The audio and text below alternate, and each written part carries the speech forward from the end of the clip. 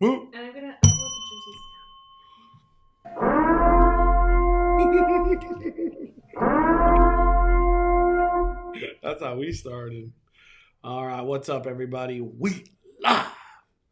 Gotta get my comment section out. Oh my goodness. What's up? Oh, we got a lot of people in here. We live. Fire it up. Fire it up. It's not showing up for me. Oh, there it goes. Notifications popped up. It did? Yes. Wow. We got the horn going. We live. What's up, everybody? What's up, Marion? We got Pawn One, Chris Rodriguez, Disneyland. Noah. What up? We gotta get Noah here on the 6th for that cheese man. Oh yeah. What's up, Shalita? Welcome to Speculation Sunday. We got Lloyd in the house. Is that Lloyd? No, Batube. What up, Batube? Notification. Hula mama. Oh, damn. Dude, today's going to be a fun Speculation Sunday. I'm excited to talk about a lot of Cheeseman this week. The Cheeseman's coming in hot, hotter than it's ever have, in my opinion. It's coming in hot. It's coming in hot. Oh, we need that drop. I don't know how it goes. All right, guys, and I want to make a mention too. Normally we go 5 to 9. Today we're only going 5 to 8. 5 to 8. Just for today. We're doing 5 to 8. And then next week, we're going to have a post Avengers Campus. Next week might be 5 hours. Honestly, it might be. It's post Avenger Campus. Yeah, we're going to have Noah. We might even have 4 people, to be honest, to get more opinions. Like, we might have Noah for a little bit, and then, there. have a Mystery Bay come in, and then... We should bring in multiple people. Have, a 2-hour Avenger Campus only. Good. Because everybody's going to want to know Avenger Campus. Yeah. All the details. Yeah. The good, the bad, the ugly, the amazing. You know what I mean? The perspective. Because Avenger Campus, there's a lot to talk about. More than just the land and the ride. There's more to it. I'm really excited for Mystery Bay's perspective of Avengers Campus because she's not necessarily a huge Marvel person or Hortensia. A big a mega theme park fan. So I want to get her perspective on what she thinks about it, drinks and food and ride and all that stuff. Let's start off with the question. Isabel, are you, or hold on. Before we even start, can you guys hear us? See us? Is everything okay? Do we sound like we're underwater? Is the voice coming out clear? It's because the set, we're on a whole new set over here. So I just want to make sure everything's working properly. Let me wait real quick. Oh, we got a couple super chats. Yeah, we got a few. Yeah, we'll get to them. Don't, if the super chats disappear, do not worry. I have them saved over here. Coming in hot. I think we gotta get that drop. Slap that like button. Fire up them likes, everybody. Do not forget to hit that like button on the way in. Park Hop Creation, what's up? This fit dropping 5 fire. Okay, perfect. Sounds clear. Everything's clear. Sounds great. Everything's great. I think we're good. Okay. All right, let's do this. They say you sound fine and you look fine. Thank you. That's the nicest thing I heard all day. Said that. All right, Isabel says, Are you able to get a boarding group pass for both Indiana and Rise at the same time in the morning? The answer is no. You got to do it one by one. But you could have both boarding groups in your virtual queue at the same time. Just can't get them at the same time. So I highly recommend you get Rise of the Resistance first because that's the one that's going to disappear. But yeah, you're able to get both of them just one after another, not at the same time. Let me see. We got another. Let's go to the super chats real quick. Trying to fire this up. We got GM Gray already dropping. Avengers Campus is going to be a snoozer. Not enough room. We have no opinions on any of that. Not until the 6th. We got Rudy. I'm in. Let me give the Muggle point of view. I'm going Friday as well. Oh, dang. Friday's the big day next week. Friday's the big day for Adventure Campus. Here we go. That's June 4th. Friday's June 4th. Let's see. Oh, dang. Chris Mattern was literally next in line yesterday, just like Jared, for Rise of the Resistance when it went down. Oh my! And it went mega down. It went mega It went down. down. Hopefully, Rise opens tomorrow. You hit the wrong one. Oh my god. Hit the wrong one. Super chat from Sally. Sally, I do not see a comment, but thank you for supporting the fire. Post in the comments right now if you wanted to say something, because I don't read it in the super chat. But thank you for the $4.99. We also got another super chat from Rudy Ortiz. Let me hit that horn. Rudy says, "Happy Memorial Day, y'all. Danny got the Avengers new recruit haircut. Let's get hype, fire punch." Yeah, Danny's been recruited. June 4th is Danny doesn't have a starting date yet for Avenger Campus. I've already been recruited, but I'm going to get recruited again. Like officially recruited. Thank you, Rudy. Appreciate that super chat, man. We got Philip with the super chat. He says, Rise in the Resistance. Rise of the Resistance closed all day. That is correct. And maybe all day tomorrow. And let's hope not. I feel, okay, from what I've heard, a lot of people are obviously upset, like beyond belief, just because of the concept of tickets. If it was annual passes, you're in the boat of like, it's all right, whatever. Rise is closed. It is what it is. But now everybody's paying tickets. It's one of those like, I waited in line 8 hours on the opening day. But you know what I mean? All that kind of, yeah. A lot of upset people. Don't be mad at the cast members. It wasn't their fault. It's nobody's fault. It's a ride that breaks down. We know rides breaks down. This is not like something surprising. But yeah, people are pissed. And I acknowledge that. People are upset. We got a comment from NF. Mondo, loved your DCA day yesterday. We felt like we were on vacay too. Watch the vlog. It's live. Yeah. That took a long time to edit. It was a monster vlog. There's a lot to talk about DCA, and it is getting busier. Let's just start off with, why is Radiators Spring Racers 100 or an hour and 45 minutes, and it's not even 9 a.m. when the park is open at 9 a.m. That's how crazy things are getting right now.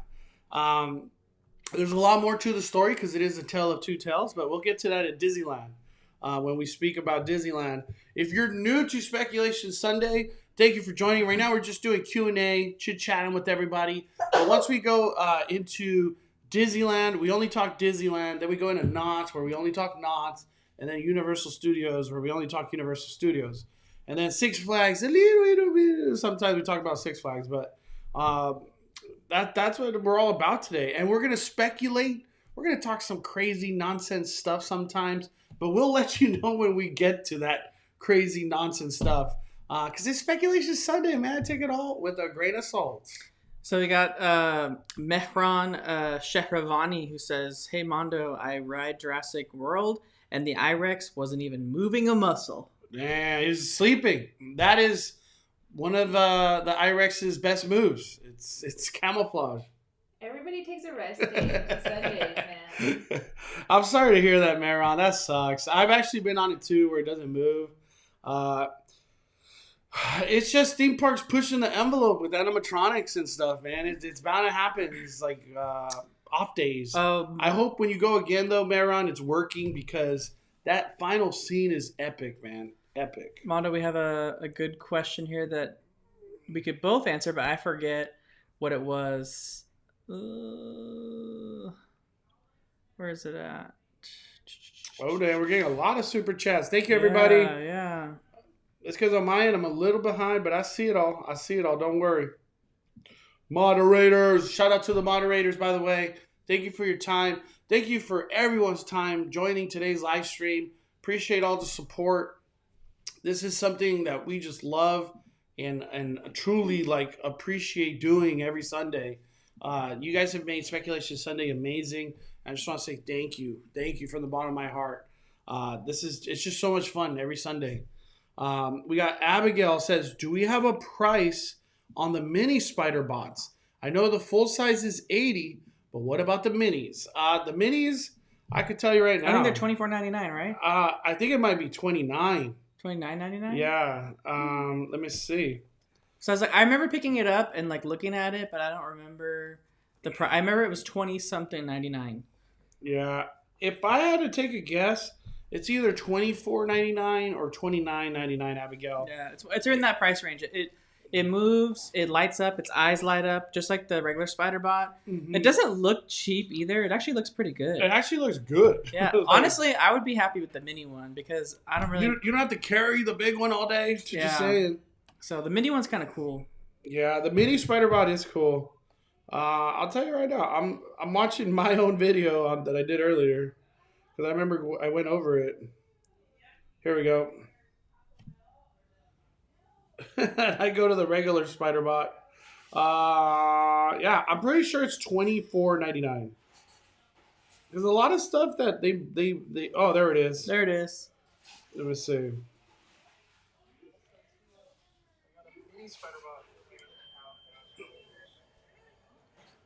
This one's $24.99. Got it. We got it right, Abigail. $24.99. Daddy got it right.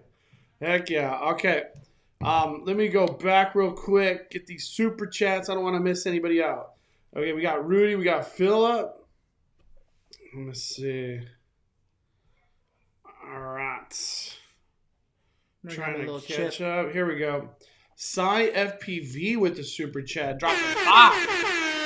I told Danny already on IG, but remember when I said the train would be running all day again very soon. Check the app. It's back all day. So is this a reference to today? Is there a way to literally check the train? I think the train shows fully open now. Train railroad. Let's check it out. Wow, the train. Well, 9 to 9. Doesn't the park close at 10? No, 9. 9 to 9. Wow, that's okay. So Disneyland Railroad is now open 9 to 9. So you no longer have to worry about going to Toontown and then have to like you can't get off on any other spot.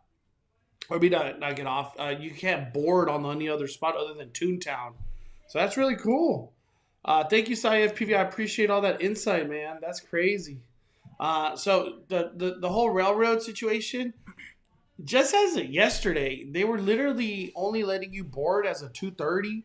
If you weren't on the railroad by 2:30, then goodbye. Have a nice day. Do something else. So that's cool. I'm really glad they're doing that. Let me see. We got another super chat? We got another super chat. Give me a second from John Booze.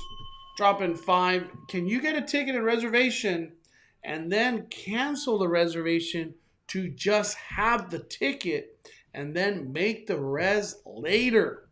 So that's a very good question because things have changed. You were able to do that.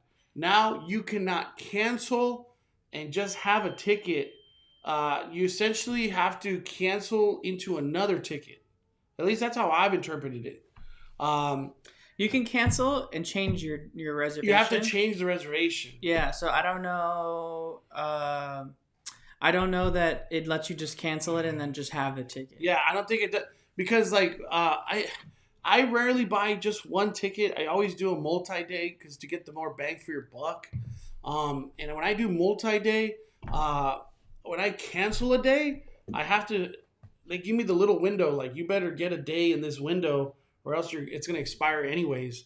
But I would say, John Booze, my best advice, if you know you want this other day in the future, just book it. Cancel and book it right then and there. Don't wait on it. That's what I would recommend. Especially like now that out-of-state guests, which we haven't even got into that yet, now that they're starting to book tickets, these future dates like July, August, September, we're going to start seeing random dates disappear, and we can't do nothing about it. Mm-hmm. But thank you, John Booze.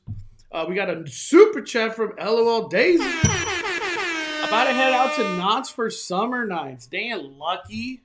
I was trying to do summer nights, Summer nights on a holiday weekend is going to be packed. But fun. I couldn't do it because Mystery Bay having issues with reservations, but we have it resolved now. Shout out to Knott's. And we got some cheese to talk about that soon, too, with reservations. I hope you have a wonderful day, LOL Daisy. Thank you. We got another super chat. Hold on real quick. Eric says, hi, guys. Sorry to bother, but my my time to get married is September. Me, Tammy, watch you every Sunday. Want to know. Hi, okay. Have a good day, Eric. Just wanted to say thank you, man. Let me see. I'm just reading some of the questions real quick. Give me a second. Okay, we got Chris Chavez says that hair's 5 fires, Danny. Go back up. We got right there Thomas Anderson. No. Yeah. Oh, sorry, the one above it. We can go to Thomas too if you want to. We can't leave Thomas hanging now. Hi, I always have trouble typing when trying to do the super chat. Can you tell me how to do it? From what I remember on when I super chat other YouTube, it's at the bottom. You have to put the price and there's a $, and then right underneath is where you would put your comment, and then send it. That's how that would work. Danny Vasquez. We got Danny Vasquez says Rise might be down the next 2 days. They are waiting for a part to ship from Florida. And this is what we have also heard as well. Okay, so I don't know the validity of this part being shipped from Florida, but we always got to understand that a lot of issues Florida has had, they've also come to California. So, and I feel like Florida's ahead of the game with testing, fixing things, and just being able to respond to an issue quicker. Even if it's a California issue, Florida helps and obviously chimes in. But we have heard this is a possibility that Florida is somehow sending something to fix the ride that we have an issue with. Because as y'all know how complicated Rise of the Resistance is as a theme park ride. It's crazy. Mm-hmm. It's crazy to me that they get this thing refurbished and up and running every day. It's crazy. It's a crazy thought, man. Trackless ride that does what it does. It's insane. Rise is an incredible feat. And we got a lot to talk about when it comes down to Rise, because soon we will have to choose boarding group or online, what do they call it? Boarding groups, I guess. And you get one. Do I go to Web Slinger? Do I go to Rise? I don't know. It's going to be crazy soon. Let me see. I love the Salt Bay impression. Thank you, Valerie Brown. Oh, man. We got Eric Aguilar. He says, Mondo, Danny, what's up, guys? I'm at work right now on my break. Dude, hope your work day's awesome, my friend. Watching the stream. Thank you, guys. Fire it up, Eric. Hope you have a good day at work, my friend. Let me see. Daniela says, Mondo, have you ride Transformers 3D? It was really fast. I love Transformers. A lot of people hate that ride. I love it. It's a great ride. It's one of my favorites, to be honest. Let me see. So Philip says, we got a super chat from Philip. He says, if I got a boarding group at 7 for Rise, get canceled or get called before 12 p.m. for Rise, would I be able to get a boarding group for Web Slinger at 12? From what I read on Parks blog, and I did a whole video on it, if you guys want to watch it on Web Slinger, going over boarding groups and that process, you get one boarding group. One. It goes to Rise or it goes to Web Slinger come June 4th. I thought that's the same thing too, but I feel it is unfair for the people who have a 1 o'clock Rise, then they just don't get on Web Slinger, right? Period. Yeah. So I think it's unfair. I believe you get one. We'll find out come June 4th what the scenario is. But if Rise is working, right? If Florida sends the part. But I don't know. We'll see, Philip. Nobody knows the answer to that, my friend. Here we go. Dora says, please tell me fireworks coming back in June. And she's talking about Disneyland. We know fireworks are coming back very soon, right around the corner. They're coming back next week for Avengers Campus. But the public Avengers is not Campus, enjoy but it. it's for the media. Yeah. Not for the public. Not for the public. But that's a good sign because they've got firework technicians, obviously, if they're working on. And that's the most important part of that, mm-hmm. is that they're back. So if the firework technicians are back, they're back for a reason, other than just the media day. And there's no way they we're just furloughing you. Hell no. Those firework technicians are hard to find, hard to hire them, and there's a lot of competition for people trying to hire that position. So Disney is very thankful to have the pyrotechs back. That is a very tough position to fill. So where is it at here? Marianne Blatt says, are you guys going live on the 4th? Hell yeah. Hell yeah. Mondo, I think, is going to do a nightly recap. Nightly recap no matter what. And then you'll be live there, right? Multiple times. Okay. Yeah, I think it's going to be multiple times. But we're going to hold our opinions for the 6th. Yeah, I'm going to go live because there's like a day version, and then I want to show the night version. And then a little in between maybe. I don't know. We'll see. We'll see how the bicep does because, man, when you go live for a long time, this bicep right here, this muscle right here, oh my gosh, it hurts. We'll see how it holds up. But yes, I would love to show as much as possible. But at the same time, I do not want to take away from the vlog. I care about the vlog more than anything. Live stream is very important because I want to showcase the in-the-moment feel for the Fire community. But the vlog is what stays forever. You know what I mean? I get that a live stream stays forever too, but it's like the vlog is more of like the this is my experience and my opinion and taking you with me. Live is just this is it. This is what's happening. But yeah, Liz Sophie, do you think Radiators will die down once Avengers opens? And this is the most important question I thought about all weekend all day since I went to DCA yesterday. Hell no. Hell no. Hell no. The thing is, boarding groups, no matter what, as long as there's boarding groups on Web Slinger, people are still going to run a Radiator. When does Radiator get a virtual queue, right? I'm surprised Indy got it so fast. I'm surprised the Radiator is not getting a virtual queue because it's starting to impede the walkways now next to flows that leads to Pacific Wharf. But we will see. I don't think Radiator goes down. Radiator is an amazing ride that can stand the test of time forever because it actually themed to the movie. Yeah. And it makes sense. Amy Vasquez says you're going to need to save those biceps for web slingers. Yeah. Heck yeah. We got Big Joe in the house. It says, nice cut, Danny. What up, Fire Nation? Big Joe in the house. Happy Friday, Big Joe. Not happy Friday. Oh my gosh. Happy Sunday. Yeah.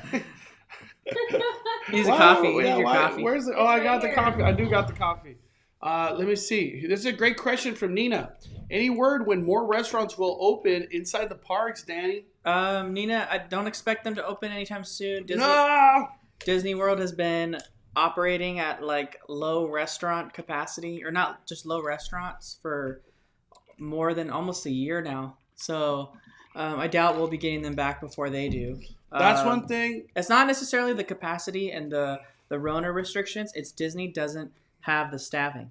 So they don't have the staffing to staff, Alien Pizza Planet and also like this too. But then there's also things like with Alien Pizza Planet where like the kitchen's not big enough for social distancing. So maybe when like the social distancing requirements lift, they can open more. But I would imagine they're going to do it really slowly. They're not going to do it like so quick.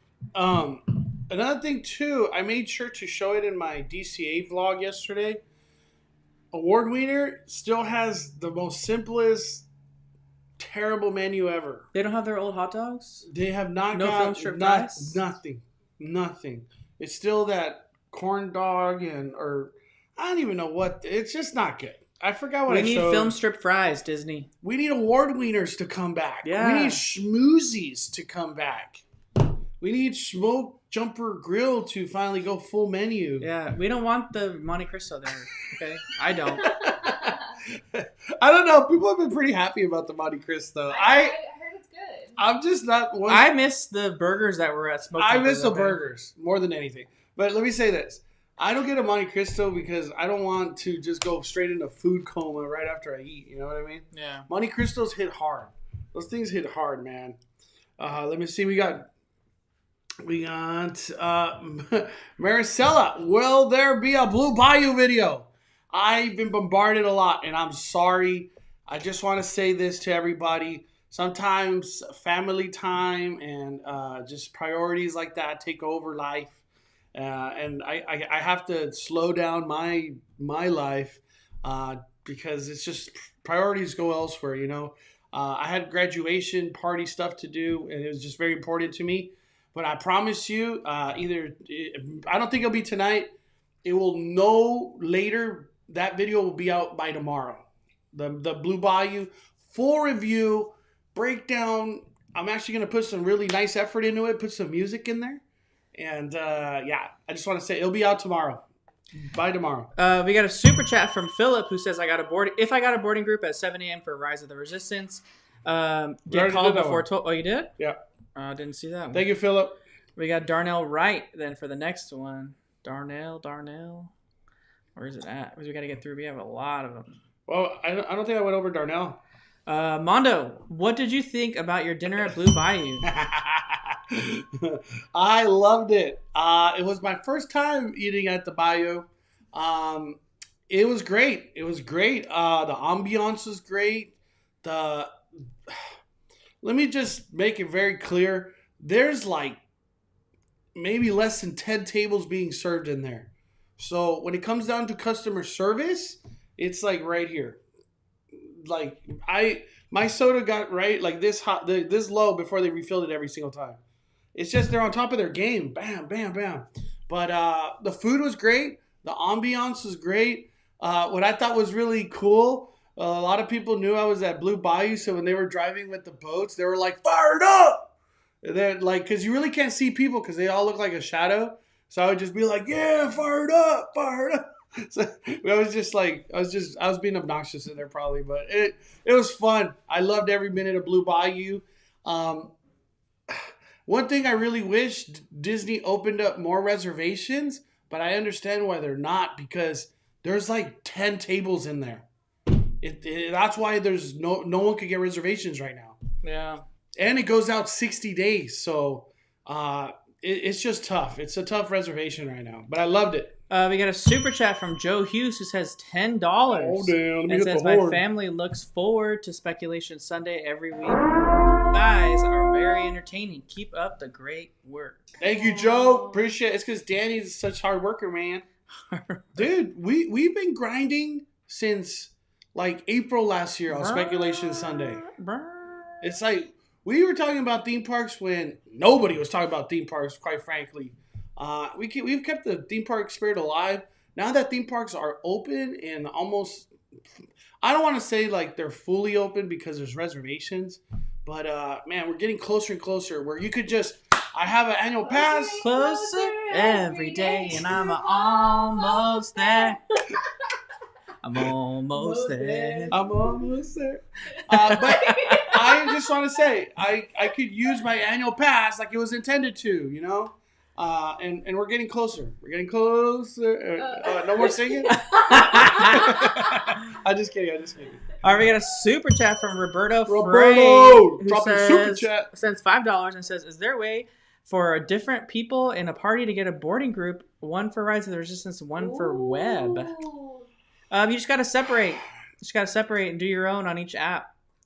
Well, no. If it's the 4 tickets linked, and you guys do Rise, those tickets that are linked to doing Rise, that is it. Yeah, the reason why you don't want to do that is because that's one extra step when you're going to make your boarding group, because it's going to automatically checkbox every single ticket in your app. That's and then live. You literally want to just click next. Like, you don't have time to uncheck anyone. It's going to automatically check everyone without you even doing anything. If you have to take that extra step to uncheck 2 people that want to go on web instead, you're not going to get a boarding group. You're going to miss the boarding group. I guarantee it. And people are saying again, Rise of the Resistance is disappearing like that. Like not even a minute, not even 30 seconds. So if someone wants to do Rise web, gone. You need to unlink it from your app and put it on someone else's. Yeah. Dude, get them off your app. Because the last thing you want to do is unlink somebody, like he's saying, and then you're all like confused. Boom, no boarding group. Yeah. And then that person gets a web boarding group, and you're just like frustrated. Oh, I can see that happening. We got a super chat from Philip who says, Universal Orlando gone maskless. I haven't heard that yet. Yeah, they're optional now. Oh, completely? Yeah. Wow, I've been sleeping, so. As of when? What is the info? I think it was yesterday. Damn. Yeah. You know what? Over there in Florida, they're just playing by different rules, and they're obviously a lot ahead of the game, more than we ever are in California. We've moved pretty slow on that concept, but we are not hearing cases rising, at least from what I could hear. I'm not hearing that. But everything is all about time, and time will tell. We'll see how it goes. Yep. We got a super chat from Jansen. Who says, Danny, how much was the Avengers hoodie? Ooh, good question. This is a cool hoodie. I loved it. I got it from Inside the Land, and it was, I think, $64.99. Yep, 64. Yeah, minus your discount. But you could get this now at Stage 17. You can. Yeah, you can get it at Stage 17. It was in Mondo's video. Mm-hmm. He pointed it out there. Yep. Yeah. By the way, for all the people watching, I will be doing a second full walkthrough of Avenger or Stage 17 now that it's open to the public. So just from a public perspective, because the other time I did it was like a cast member perspective. So I just wanted to do that. We got to check the Venmo chats real quick here. Let me see. All right. I think we're good. Okay. We're good. We got another super chat from Philip, who says, does Disneyland and DCA close queues early for rides? No, not for. Oh, the only one was the train. The only thing I saw close early was Mickey's Feel Our Magic. That closed early. Oh, damn. I can see that. Turtle Talk with Crush closed early. Their last showtime was 8:30 and the park closes at 9. That makes sense, obviously. And then the character meet and greets, like in the Playhouse Disney or the Disney Junior, there's characters in there. They closed that like 2 hours early. So I would say like prioritize that if you have kids. I want to say too, the characters that do meet and greet at the railroad, they're gone early too. Yeah. They're not there. If it's dark outside, like nighttime, they're gone. Those characters are gone. We got a super sticker. Marion. For Marion Blatt. Let's see. Astonished face. Thank you for the super sticker, yeah, it's Marion. a shocked sticker. She's like... And let's see, we got a super... Oh, Mac Harris! Return of the Mac. Return of the Mac. Is that? Yeah, do the horn.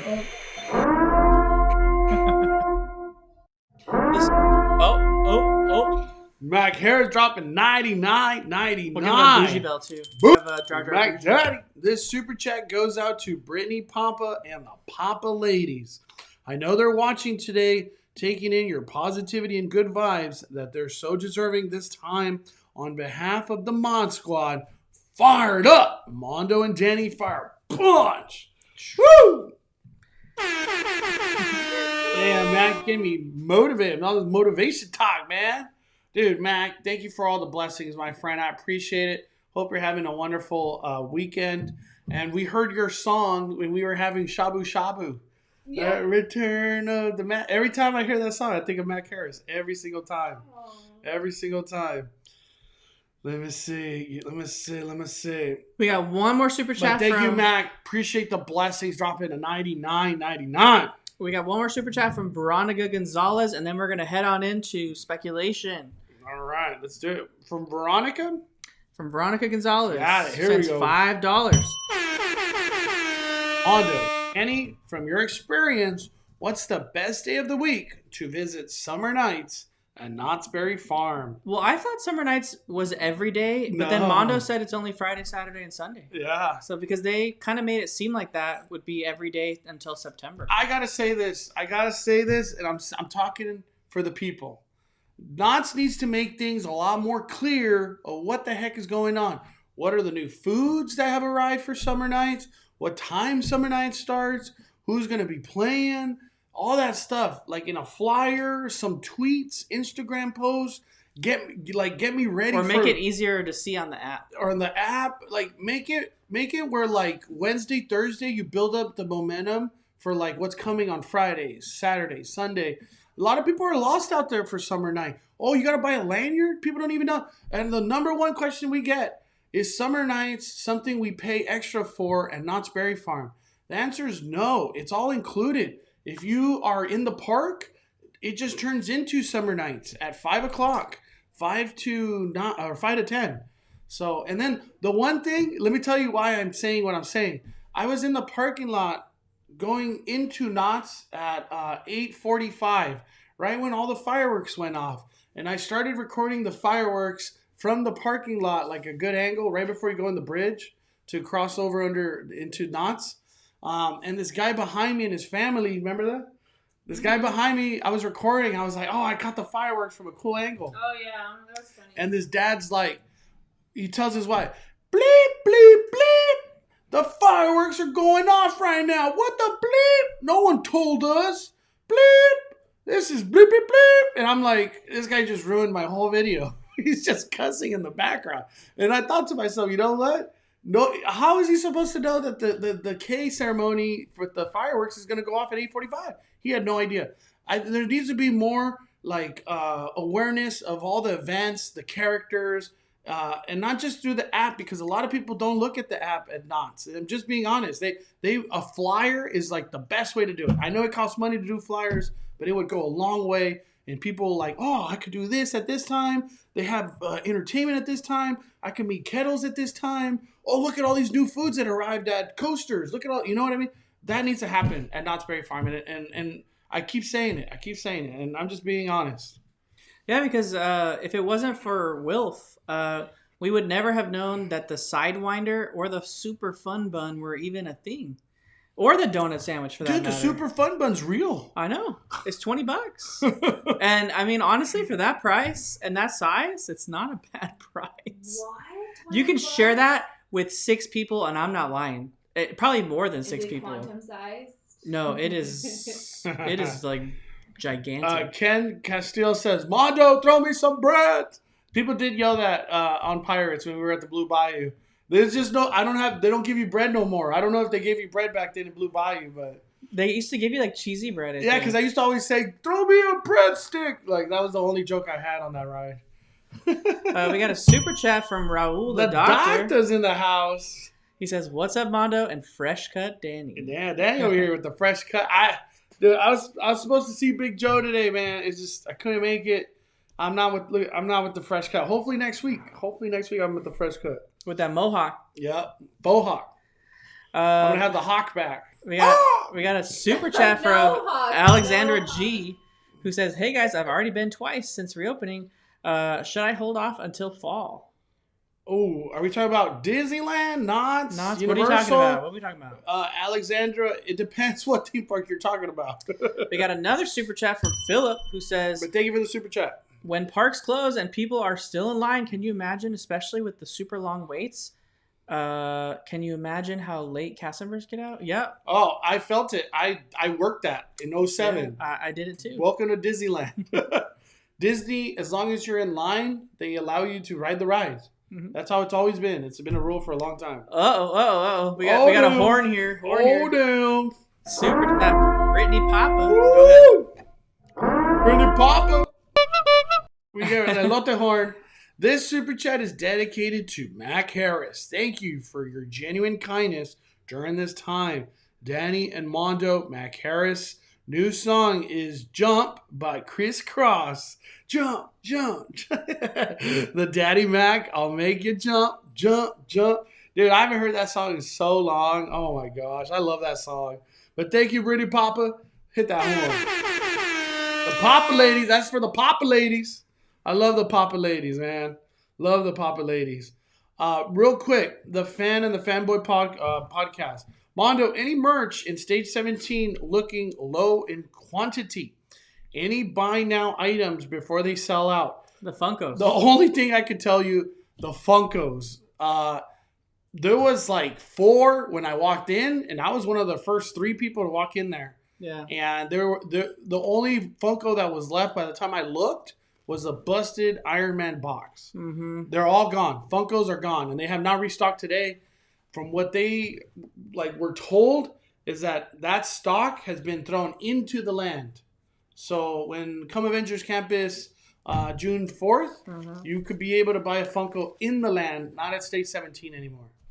It is what it is. Yeah, so it sucks. Those Funkos are exclusive to Avengers Campus, so you can't buy them online or anything. Yep.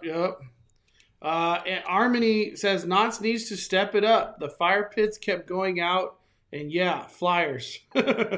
We need those flyers at Knott's, man. They'd go a long way. All right, I think we're ready to fire it up. Yeah, so let's go ahead and start with Knott's Berry Farm because we got some stuff to talk about. Mondo has some cheese made for Knott's Berry Farm. So, and I see your super chat, Thomas. We'll get to it, but we're gonna get into Speculation Sunday. We're gonna go into Knott's. Yeah, we're going to Knott's. Woo! Knott's Berry Farm, summer nights, and 2 reservations now. Yeah, I was just that's gonna say the that. big thing. Knott's Berry Farm said 1 reservation is not enough because people are not coming. So we're gonna do 2 reservations. How about 0 reservations, Knott's Berry Farm? I want to use because Knott's Berry Farm, their whole thing was we want you to enjoy your 1 year of your annual pass. I feel like I'm not enjoying it right now. There you go. You got a little thing going in. Whoa. Okay. Oh, Jiminy Disney. We'll get to it. Jiminy Disney. But hold on. I feel like I'm not enjoying the pass like we wanted to, Danny. Yeah. And we have to be honest. Dude, Jiminy Disney. It's coming through on the... Woo! Okay. Tell me, how do you feel about the reservation system with Knott's? I don't like it. Only because it's very cumbersome to make a reservation at Knott's Berry Farm. I'm not sure if they have to do that for state guidelines where maybe there's a little time period they have to have it, and then they can just get rid of it. It's not like Disneyland where you can log into your account and then just create the reservation and then be done. You literally have to fill out a huge form every time you want to make a reservation at Knott's, including your pass number, your full address, your name. That pass number is 20 digits. Yeah, your name, everything. It takes so long to fill out, and it's like not a quick thing to just book. I wish they would just change that, but I'm not sure if it's like something that has to be done for like the purposes of. We are in Knott's Berry Farm Speculation Sunday right now. Just want to make that clear. All right, keep going, Danny. But yeah, so 2 reservations I think is a little bit better because you can plan ahead a little bit more. They've been running out of weekends because summer nights is really popular. Like Saturdays are just gone. Yeah. There are some rides that still aren't open yet, like the Stagecoach and the train. So we'll keep an eye on those for when those do come out. Calico Mine Ride, if you guys can get on that early or super late at night. Gosh, it's become the new Peter Pan. Yeah, it's because they can only fit 1 party per car. And if the party's only 1 person, that's it. Jeez. So and there's only 7 cars on the train. So it moves really slow. There's only two trains running. So one's in the ride and one's loading. So it's just not a very quick loading process. So not any fault of anyone else. It's just the way. Yeah, things we're not are. mad at Knott's for that. It's just. Yeah. So I would just say process. as a tip, prioritize that ride. Definitely also for the Timber Mountain log ride, bring extra socks. I'm just gonna say those logs. They fill up with water in them. Why? It's brutal on the feet. You have stinky feet before you're even up the lift hill. Yeah. The logs are just full of 2 inches of water. I don't know why that's a thing, because I feel like we don't get wet like that. Mm-hmm. I don't know. It's been tough. I hate the feeling of instant wet feet. It wasn't even a splash that got me. It was just the log had water. Some things to talk about with Knott's Berry Farm. A lot of stuff has arrived on the meal plan, but it's been really hard to cover because I have to have a reservation and I have to be there when it's summer nights per se. So I haven't had a chance to really explore all these options because I need a reservation. And then if I'm going to go with my girlfriend, we both need a reservation. So you have to get lucky enough to do that. But I promise I'll explore all these possibilities. But Danny got to explore a lot of summer night foods. Give us some insight on a lot of the foods. What was good? What was bad? What do you recommend the most? And then it's summer night specific, right? Yeah. So people are a little confused about food and stuff like that. So there's special food that's been added to all the menus at almost all the restaurants, but they're not indicated as special food. But those are for the 100th. So the 100th anniversary, they added a bunch of new foods at almost every single restaurant, like besides Panda Express, obviously. And they've added all that to all the different restaurants. But then there's specifically the Summer Nights offerings that are covered by the, and I have it here. Hold up. The Summer Nights tasting card. So your Summer Nights tasting card covers anything from the, what is it? 1, 2, 3, 4, 5, 6, 7, 8 booths or places that are offering Summer Nights food tastings and alcoholic beverages. There actually isn't too much. If you want to get the tasting card, I wouldn't recommend getting the tasting card for one person. It's way too much food. This is a minimum of 2 people. And then that's perfect. And then if you guys are getting alcoholic drinks, it's even better, because then you can each get 1 alcoholic drink and then each share 4 items. Because this is 6 items on a tasting card. It's $45 plus tax. It ended up being like $48. At the time, we didn't get our season pass discount off of it, but they are offering that now, supposedly. But it does come with 6 items, and some of the items are really, really big. Some of them are smaller. Just depends on kind of what it is. There's some big misses, in my opinion, like the BLT pasta is a huge, big old miss. That's a miss? Yeah. How do you miss a BLT pasta? Because a bacon, lettuce, and tomato, if you're breaking it down, it's just bacon, it's lettuce, and tomato on a pasta, and then what's the sauce on bacon, lettuce, and tomato? None. No. Well, mayonnaise. Yeah. So they literally take a tub of mayonnaise and mix it in the pasta, and it's just mayonnaise pasta. And the lettuce gets wilty because the mayo makes it that way, you know? So it just was a weird combo. I didn't like it.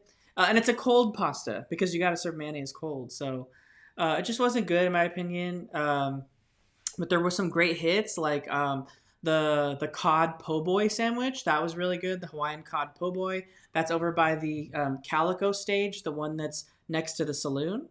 And then also the baked potato bowl. That was really, really good too. That's literally at the stand next to the stage, the big, big stage.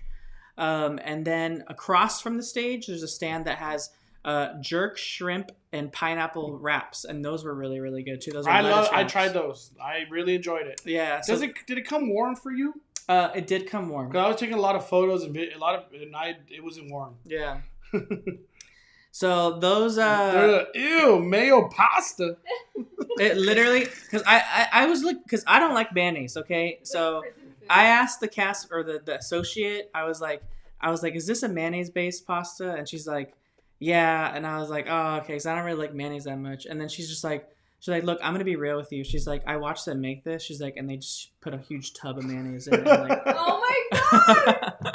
So I mean, yeah. that's how you make. That's how you make a mac salad anyway. It's usually macaroni or mayonnaise based, but I just don't like mac salad. Knott's associates are amazing. They're always honest and like upfront. Like if you ask them about, like they'll tell you. Yeah. We did put 5 pounds of mayonnaise in there. Yeah, I'm just kidding. That's And then a really great place too for all the desserts during summer nights with the tasting card is over by the Charleston Circle Coffee, which is across from the new Berry Tales attraction. They actually have 3 different options of ice cream cones, but instead of ice cream, they put raw cookie dough scoops in the ice cream cone. So you have a cone of raw cookie dough. They've got chocolate chip cookie dough. They had boysenberry sugar cookie dough, and then they had a birthday cake one, a birthday cake cookie dough. Oh yeah, yeah. And they also had like the boysenberry pie. They had a peach shortbread or something. I don't know. There were so many different desserts that they have. That's went hard. They have an acai bowl, but they're good. Yeah, I loved them. I love them. I don't think Mystery Bay liked the acai bowl though. I didn't. It's not acai. It's like a lot of acai. Yeah. Okay. It's like a little too much acai. Okay. Because where we go, they like blend it with banana. Yeah. Okay, hold on. But I want to know. We're talking about an acai store that we go to. I'm not going to say the name because I don't want people to go there because it's really good. You can't compare that to Knott's. But that's what I'm saying. Like that's like premium but acai. I think and like most acai bowl places, they mix the acai. This is like the straight up. Yeah, because the way Knott's does it, they put all the acai and they put all the ingredients on top. They don't mix them. Is that what you're saying? No, I'm saying like they blend it. All the smoothie places that you go for acai, they mix the acai with like fruits, so it tastes good. Okay. But at Knott's, it's like very tart acai. Oh, I see what you're saying. Okay. It's like just acai, no banana. I would say probably skip the acai at Knott's. Yeah, I think that's the best route But if to you go. get it with Nutella, it cuts down the tartness. Because they do offer like a almond butter. Right? I just want to give Knott's a shout out for trying to do acai. That's incredible. Yeah, they are doing some creative stuff. That's the only theme park doing acai. There right was now. a chili cheese hot dog too. Is that good? Oh yeah, I enjoyed it. It was good. It was So good. there's a lot of different variety that you can get with the tasting card. Summer nights, like you could go 3-4 times and have a complete different experience. I will say, if you are planning on going to summer nights multiple times this summer, then you also might want to get this card because it's good until the end of summer nights, which goes all the way until September. So I bought mine on the first day, and I've used it on 2 different days now, and I'll be using it for a 3rd day. And your meal plan still works. Yeah. During summer nights. Last year. Yeah, this year it does. Summer nights this year, meal plan works. Chris used it the last 5 minutes of the park open. So. Oh, and he got the donut chicken sandwich is on the meal plan with French fries. Yeah, Knott's is like you want some calories? Come get it, boy. Yeah. Thomas Anderson with the super chat. Are the pools worth it for kids? We're staying at the Grand Californian this week. Also, for the train, are you able to board at all stations now? I just saw someone super chat. Let me go over it real quick. Thomas, the pools at the Grand Californian are a lot of fun. The slide is a lot of fun. Is the slide open? Can you verify that when you were there? Yeah, it was open. I did a Grand Californian video going over everything, and that was part of it. I showed the slide. It is available. Yeah, the pools are available. Yeah, they got 3 pools at the Grand Californian. They have the large pool at the front that's closest to Storytellers. They have a small kiddie pool behind that, and then they have the Mariposa pool, which is by the DVC hotel. And then there's cabanas out there too. It's beautiful. And then the slide that goes down. It's a really great pool complex, in my opinion. It's super worth it, in my opinion. It's second to the Disneyland Hotel's pool, but remember, guys, the Disneyland Hotel is currently adding a 4th tower. People keep forgetting that the Disneyland Hotel opens on July 2nd. There's going to be crazy amounts of construction, a giant dirt pit on the other side of the pool. So just keep that in mind if you guys are going there. Also, Tom P, we'll get to his super chat in a little bit, but Tom P did confirm the Disneyland Railroad now boards at all stations. So there's boarding at all stations. And the line moves terribly slow. And that's as of today. We'll get to that super chat soon, Tom B, but we have confirmation on that. I just want to clarify, Destiny182 put in the chat. Mondo might have confused her a little bit.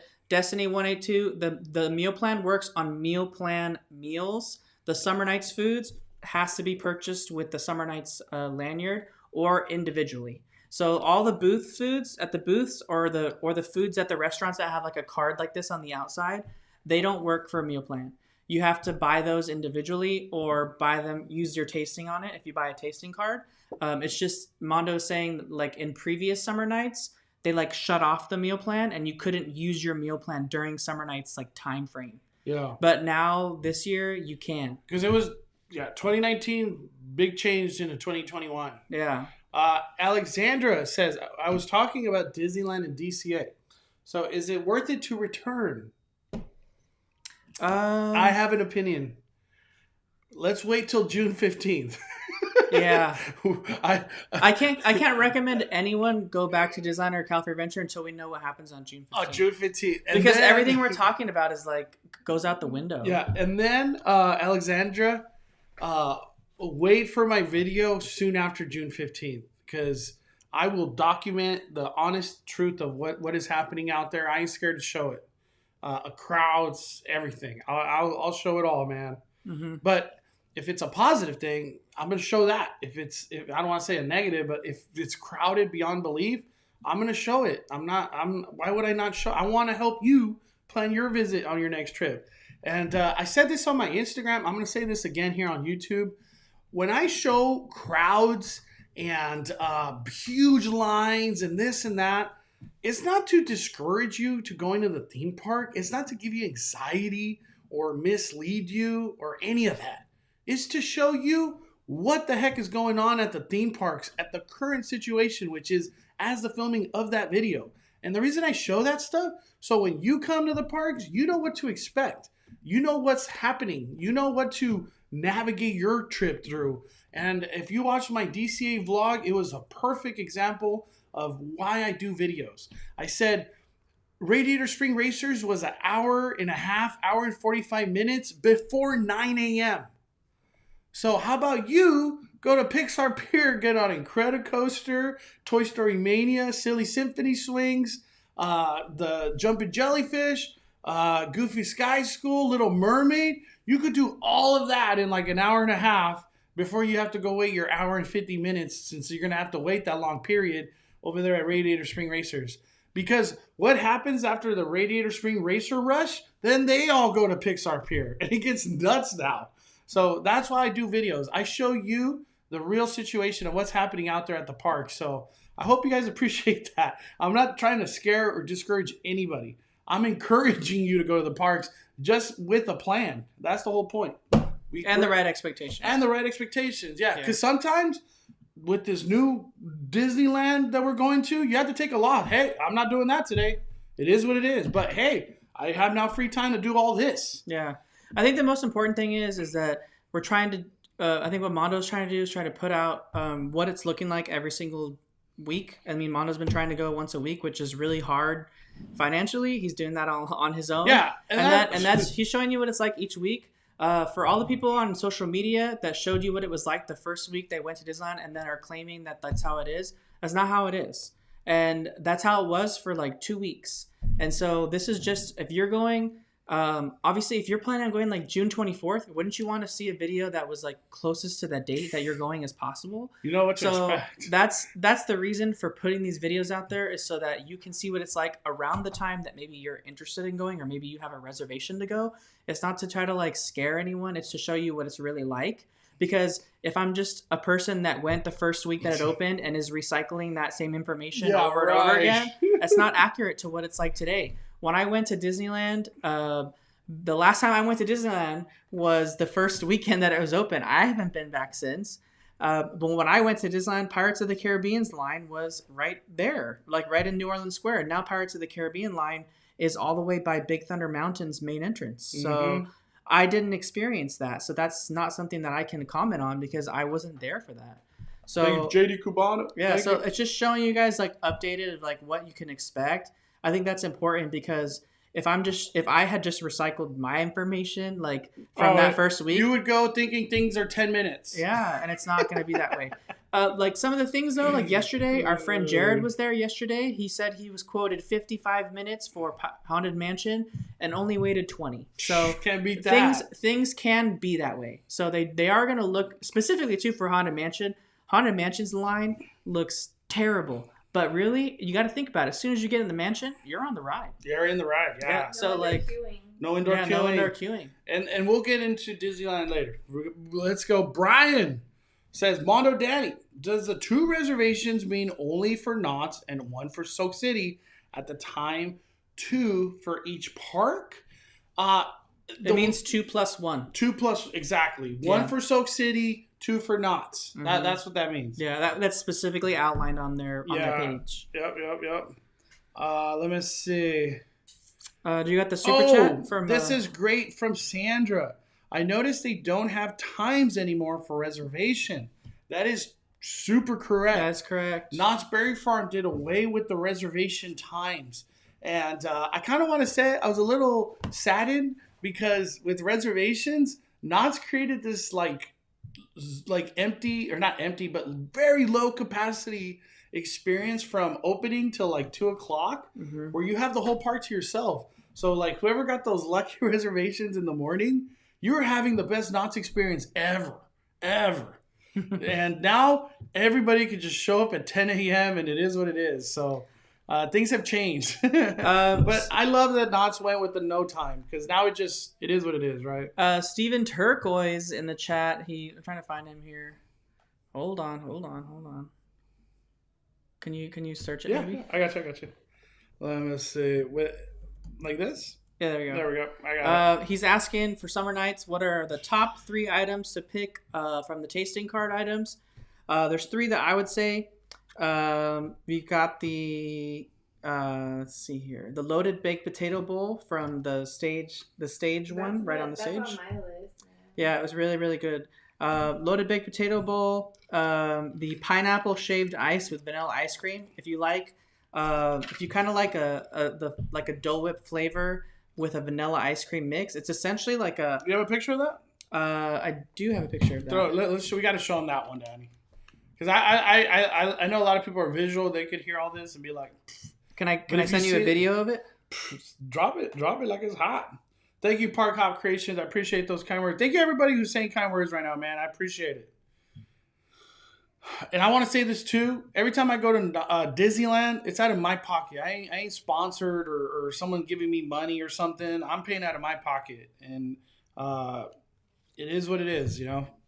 I wish I had an annual pass, but worth it. Yeah, Mac Harris, worth it. Don't care. So yeah, I would say let me go to it real quick, Danny. Loaded baked potato bowl is number 1. My number 2 is going to be this item that Mondo's putting up right now. It is called the pineapple. Where is it at? Look at this thing. Hold on, there we go. Where is it? I can't find it now. By the way, there's no light up cube. Danny just made it look cool with the cell phone. I wanted to make it glow. Okay? Before we get like a question.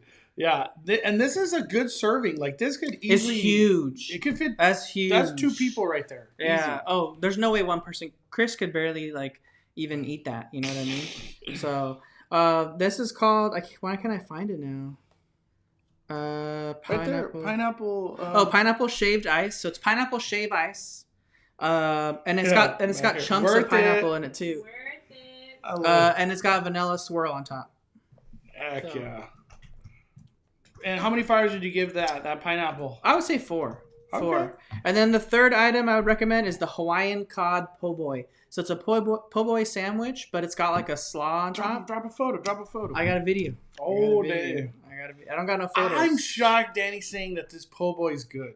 And I'm not doubting Danny. I'm just, when do you hear a po' boy at Knott's Berry Farm?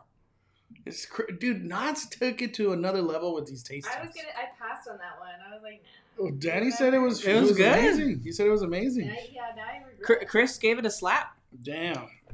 Chris slapping things. Let me slapping things on slapping things. I don't know. I'm just old. It did sound so old the way you said I'm just. Now you're slapping things. Chris is just as old as I am, though. Here it is. And by the way, shout out to Knott's with these cool plates, man. I wish they sold a bundle of 10 of those. I would buy that. So this is the po' boy. What's in there? It's 2 strips of fried like Alaskan cod, which is like a white fish essentially, and then like a coleslaw, cabbage coleslaw on top, on a toasted kind of sweet bun. It's a sweet bun? Yeah. Wow. Knott's Berry Farm. I can't wait to try that. And that's a tasting that can be used on the card. That is a tasting, yeah. So and it's a full size sandwich. Dude, Knott's Berry Farm just coming through. I'd give this one probably 3.5 out of 5. It's good, but it's not like the best thing I've ever had. But I would say those are my 3 favorite options I've had so far that I can personally try. There's a lot of great things on this tasting card, like the cookie dough cones and stuff like that. But I don't necessarily know that I would use a tasting card option on those simply because it's better to just buy it. I know it sounds bad, but if it's like $5, Because these tastings, you kind of want things to be 9 or higher. And that pineapple thing is like $8. So it's good to use your tasting card. That's a good thing to use. Yeah. We got a big super chat from Tom P. Greetings from Disneyland. Dude, hope you have a wonderful treat. Wonderful. I need more sleep. Have a wonderful trip at Disneyland. It is the best weather right now for Disneyland. My goodness. Tom P says, I have no idea what has been said so far, but the Disneyland Railroad now boards at all stations and the lines move terribly slow. I wonder why they're moving terribly slow. Because if they're boarding on all stations, you know what that means to me? People are not getting off the train. That's really what it means. And I don't blame people. I want to stay on the train too. I want to see the dinosaur part. But I get it. Thank you, Tom. Appreciate the $24.99, my friend. Drop that horn. We're gonna adjust something real quick on the camera, guys. So give us a second, real quick. Uh-oh. Did it go? What are you doing? What the heck happened? Here.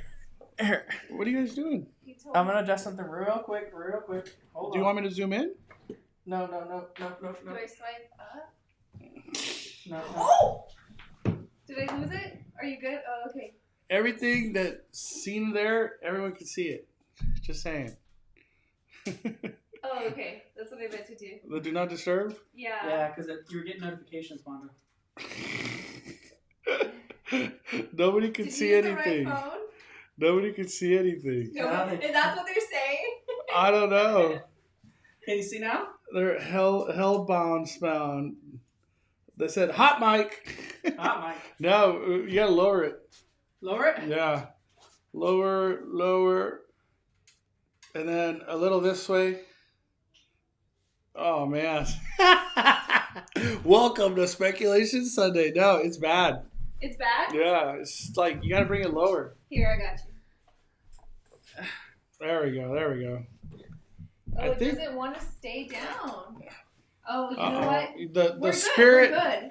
We're good. The spirit of Doug has gone in the phone. We're good. Like, just straighten this out. Nope. Wrong way. There you go. No, that's good. This is what we go through for 30 minutes before speculation. There we go. Starts. We're good. We're good. Behind the gram. Behind the gram. Literally. This is getting wild. This is what is it called? I don't want to say we wing things, but we forgot to put do not disturb on the phone, and if we got another notification, it might kick the app off and then shut us all down. I do not want that to happen. I want to go to this super chat. I do not want to miss out on it. And it is from Jiminy Disney. There we go. Can you see it all? Yep. Jiminy Disney dropping in like a boss, dude. We got to hit the horn.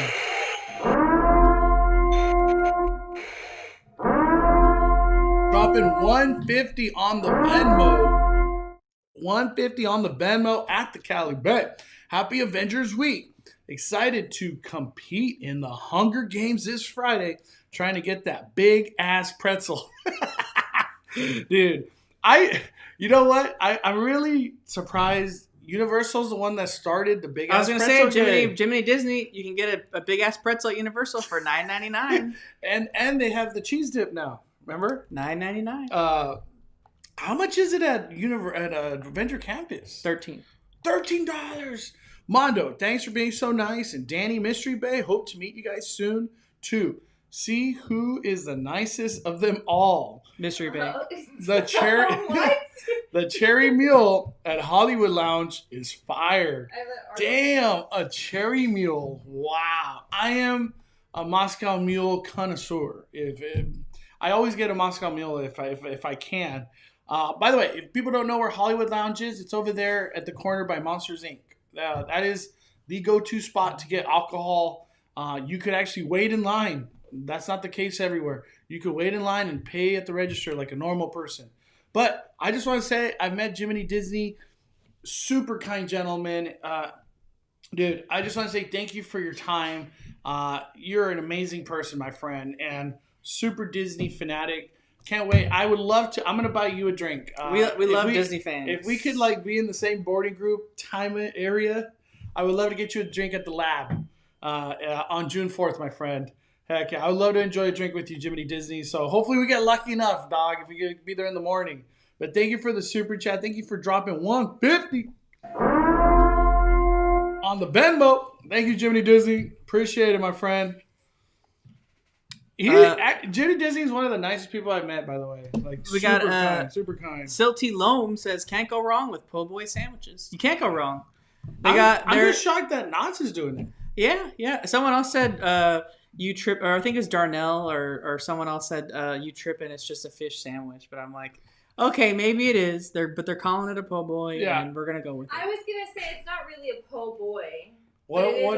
A po' boy is like with the shrimp, and it's like overloading. Yeah, and it's got like, it's usually got like French fries. Like, this is a tasting though. You can't go too hard on a tasting. It's a good attempt. It's a good. Ron Diaz says, sounds like mac salad, not pasta. That's true. Yeah, no, the BLT thing it is like a mac Big salad. Avocado says, you and me both, Danny. Mayo. Yeah, no. When you watch mayonnaise get made live, you'll never want to eat mayonnaise again. I like mayonnaise. Just mayonnaise. like I'm like the light, like put light mayonnaise. You like spicy mayo all the time. I know, I like spicy it. Spicy mayo is different story. Yeah, I like it, sushi, but I can't think about how it's made. Otherwise, I don't want to. Like sushi, spicy mayo is incredible. Give me more. Everything is made like weird. We got a super chat from Jorge or George. I'm not sure, but George says, "Can you exit the park and go back in? We always used to do it to eat and rest." I'm thinking something about Disneyland. You could do this at any park. At any park. That's what I was going to say. You could. Okay, there's a lot of people at Disneyland who are just sick of mobile order. Go to downtown Disney. You don't have to mobile order anything. You go to La Brea. You could go to what's the brewery upstairs? Ballast Point. Ballast Point. You could go to Earl of Sandwich. Get yourself a nice sandwich. You know, they got a $10 sandwich, not a $100 sandwich. You could go get, what is it called? Oh my gosh, Napolini, which is open now. The pizza, those are like $12. Go to downtown Disney. You don't always have to eat in the park. But you could definitely leave and enter any of the theme parks. We got regular Josh One says, don't forget that ranch chicken sandwich. That was so good. Regular Josh, we didn't have it because I had it. I loved it. We went to that stand where it was at, and we asked the associate what's better, the po' boy or the chicken sandwich, and they said the po' boy, so that's what we went with. Oh, we got some really good question right here. Is it possible that Knott's Berry Farm will get rid of reservation system on June 15th? Okay, I just want to say this. I'm not going to throw any names or anything. There's a high chance come June 15th, reservations are gone. Period. Yeah. Knott's Berry Farm. It's fully open. Just, hey, you want to show up? Show up. Like Universal. It's all speculation, by the way. Universal, they kind of had their reservations for about a month, huh? If you really got to take a guess. I feel like Knott's, they're going to have reservations too for about a month time before it's gone. Mm-hmm. So maybe June 15th is the time that we are speculating that reservations are gone. And I'm all for it. Hopefully the train comes back, the stagecoach comes back, and Knott's the train. Yeah, Knott starts doing the Western show. Let me talk about that. The Western stunt show, they were having training when we were there 2 weeks ago. Mm-hmm. So that could come back come June 15th. I'm excited. Big things coming June 15th. And then probably not wear mask in outdoor areas is coming too June 15th. There's just a lot of change. I really wish I could go deeper, but like I'm just here on this channel. We're just waiting till June 15th information hits because there's no point in speculating. The government's going to do what they want to do, and then we have to follow it. That's how the rules work, right? The laws and the guidance, as they call it. But we're gonna follow what the theme park guidance is provided, and we'll hear it soon. We got a super chat from. We already did that one. Already? Yep. Okay. Thank you, Jorge. We got one. Did you get this Rudy. one? Nope. Rudy Romero, Jedi Outlaw, who sends $5 and says, Rudy. "Awesome show, guys. Looking forward to a better 2021. Got my Ram season ticket. Whoa, Ram season tickets on sale. Damn. Can't wait for HHN 2021. Hopefully Disneyland APs with parking returning in the fall. We can only hope, right? Dude, we can only hope for APs, man. Even if it only lets me go once a month, I'm fine with that. Dude, That's once a month. I don't have to pay for a ticket. Right now, the hardest part about buying tickets is obviously buying tickets, but then it gets more compounded when you have to think about $25 parking and then walk the tram route and then walk home to the car for the tram route. Oh. It hurts. That hurts. I don't care what anybody says.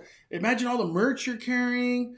You're tired, all the food, you're dehydrated. And then that costs you $25 experience to park at the structure. And then all the hotels now on Harbor, they're all being stingy with the parking. And I don't want to blame them. They're trying to save their parking for a hotel. For a hotel guest, yeah. So they're trying to create better experience for their hotel guests. You know, I'm just talking from a normal fan perspective where it's like, come on, let me park here. Because Harborside is king. Harborside wins all day from entering Mickey and Friends or Harborside. Boom, Harborside, you're in the Esplanade. You can't beat that. You cannot beat that.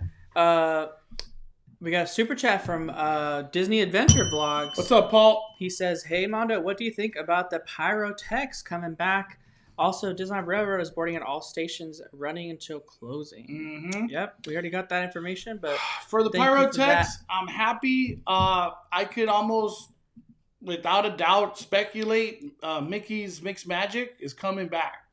Why wouldn't it? Mm-hmm. It doesn't need entertainment. It just needs Pyrotech and have the projections. Mm-hmm. So, yeah. But does the construction in Toontown, does that affect Mickey's Mixed Magic? Maybe Mickey's Mixed Magic comes back with like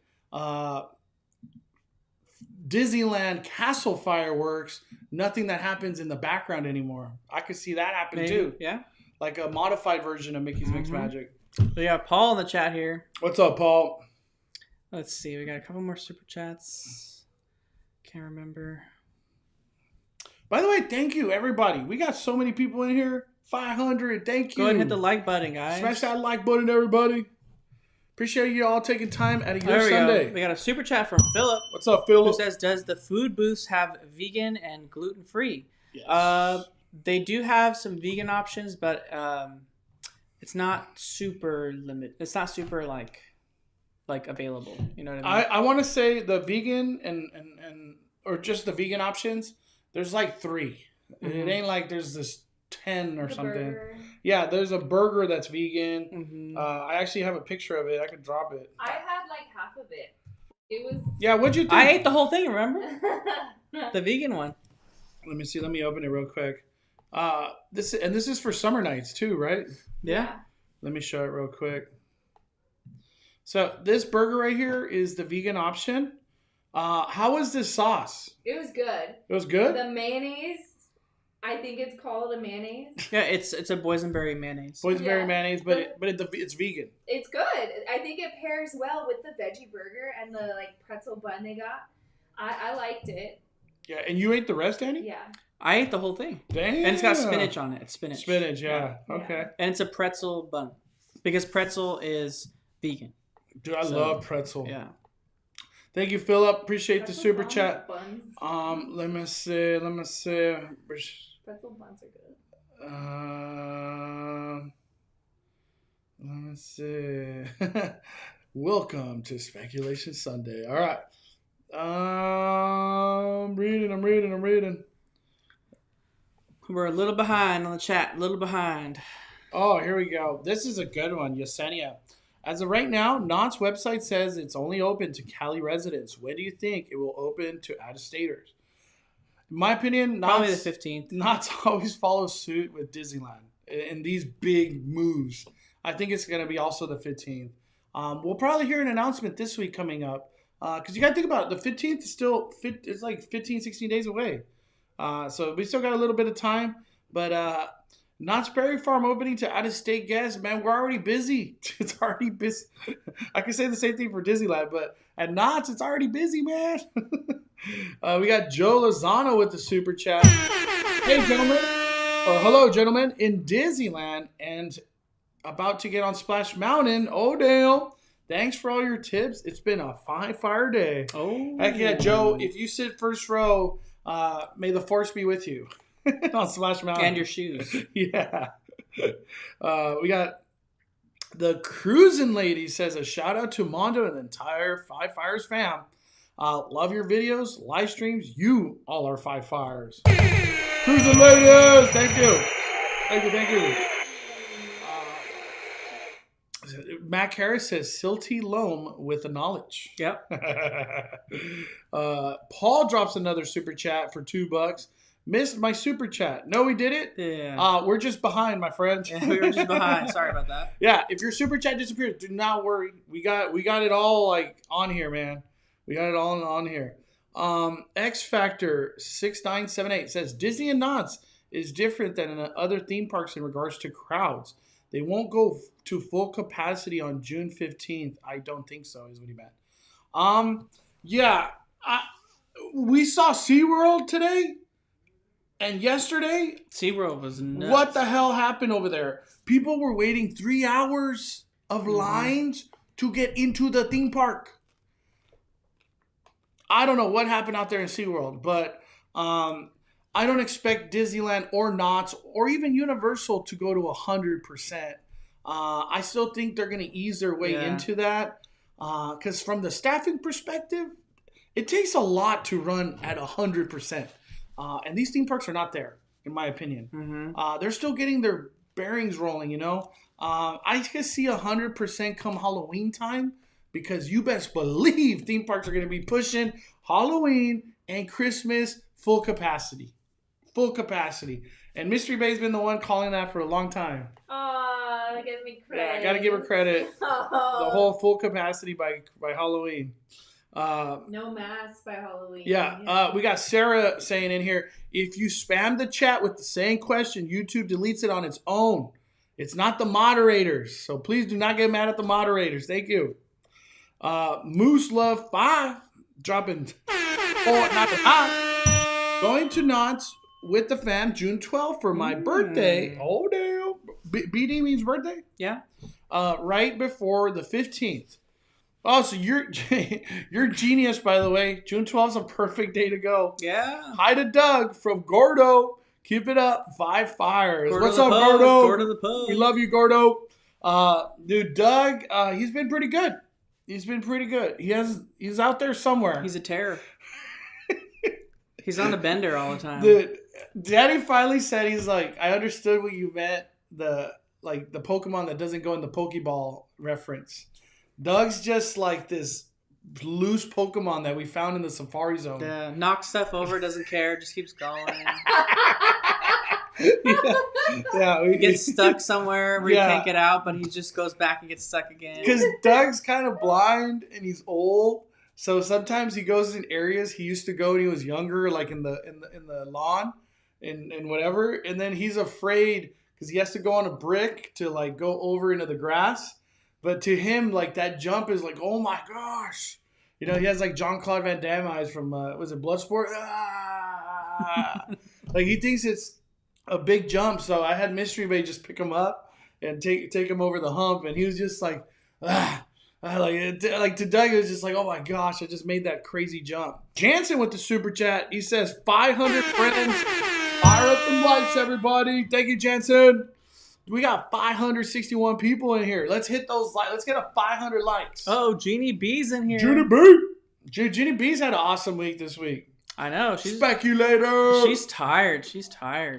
But we got another super chat from Disney Adventure Vlogs who says, why has Knott's not announced anything yet for out-of-state guests? Yeah. Well, I think for Knott's, they're so focused on the 100th anniversary. They're just moving a little slow. And they just opened. Like, let's not forget, Disneyland's been open. Knott's just open. Yeah, just May 21st. May 21st. What is that? Like 9 days? Yeah. Knott's just open. Give them time. Give Knott's time. Give Knott's time. Love Pink Kitty. Hello Kitty's been asking me what I was eating. I'm eating nachos. Some nachos. And it's the bomb nachos, like the nacho cheese you make like at home in the tub. You can't beat that. Mondo, your Craftsman's Bar video sold me. I got dinner reservation. Can't wait. Oh my God, Danny can speak on this. Give us a little insight on Craftsman's Grill. Craftsman's Bar and Grill. Bar And Grill, yeah. They got amazing food. I can't speak highly of it enough. I would say right now, in this time period right now, Craftsman's Bar and Craftsman's Grill is a much better option than trying to go to Storytellers. Stay away from Storytellers. And we'll go into that more deeper. At least for Storytellers breakfast. And shout out to Paul for that information. But yeah, go to you can't go wrong with literally any of the food they serve. Like, it's so amazing. Yeah, but Craftsman's Bar, good drinks too. Good drinks. Very good drinks. Let's see here. Jeannie B confirming Harborside was so easy when I was there last week. No lines, got right in. It was fantastic. Hell yeah, that's what I'm talking about. Yeah. We got a super chat from Sean G, who sends $10, but with no chat. What's up, Sean? Put in the comments if you wanted to say something, Sean. We did not see it. Let me see. Hugo. He says, during the Christmas season when it's windy, they do fireworks show with a castle pyro only. Yep. I can see them doing small limited show with just the castle pyro. Yeah, I agree, dude. I totally agree. Mono's called that a long time ago. And less money, dog. What is Disney all about right now? Making more with less. Yeah. So, yeah, I could definitely see that happening. Yep. Chris Taylor sends a super chat What's up, for Chris? $5. He says, hey, Mondo, did you ever find out how much it costs to park at the Garden Walk all day when going to Disneyland? $30. It's only $5 more for all day. I recommend it. I can't, like, honestly, it's the same thing as Anaheim Hotel. It's just like a little bit more of a walk by a little, but it's the same exact concept. And you get to go in through Harborside.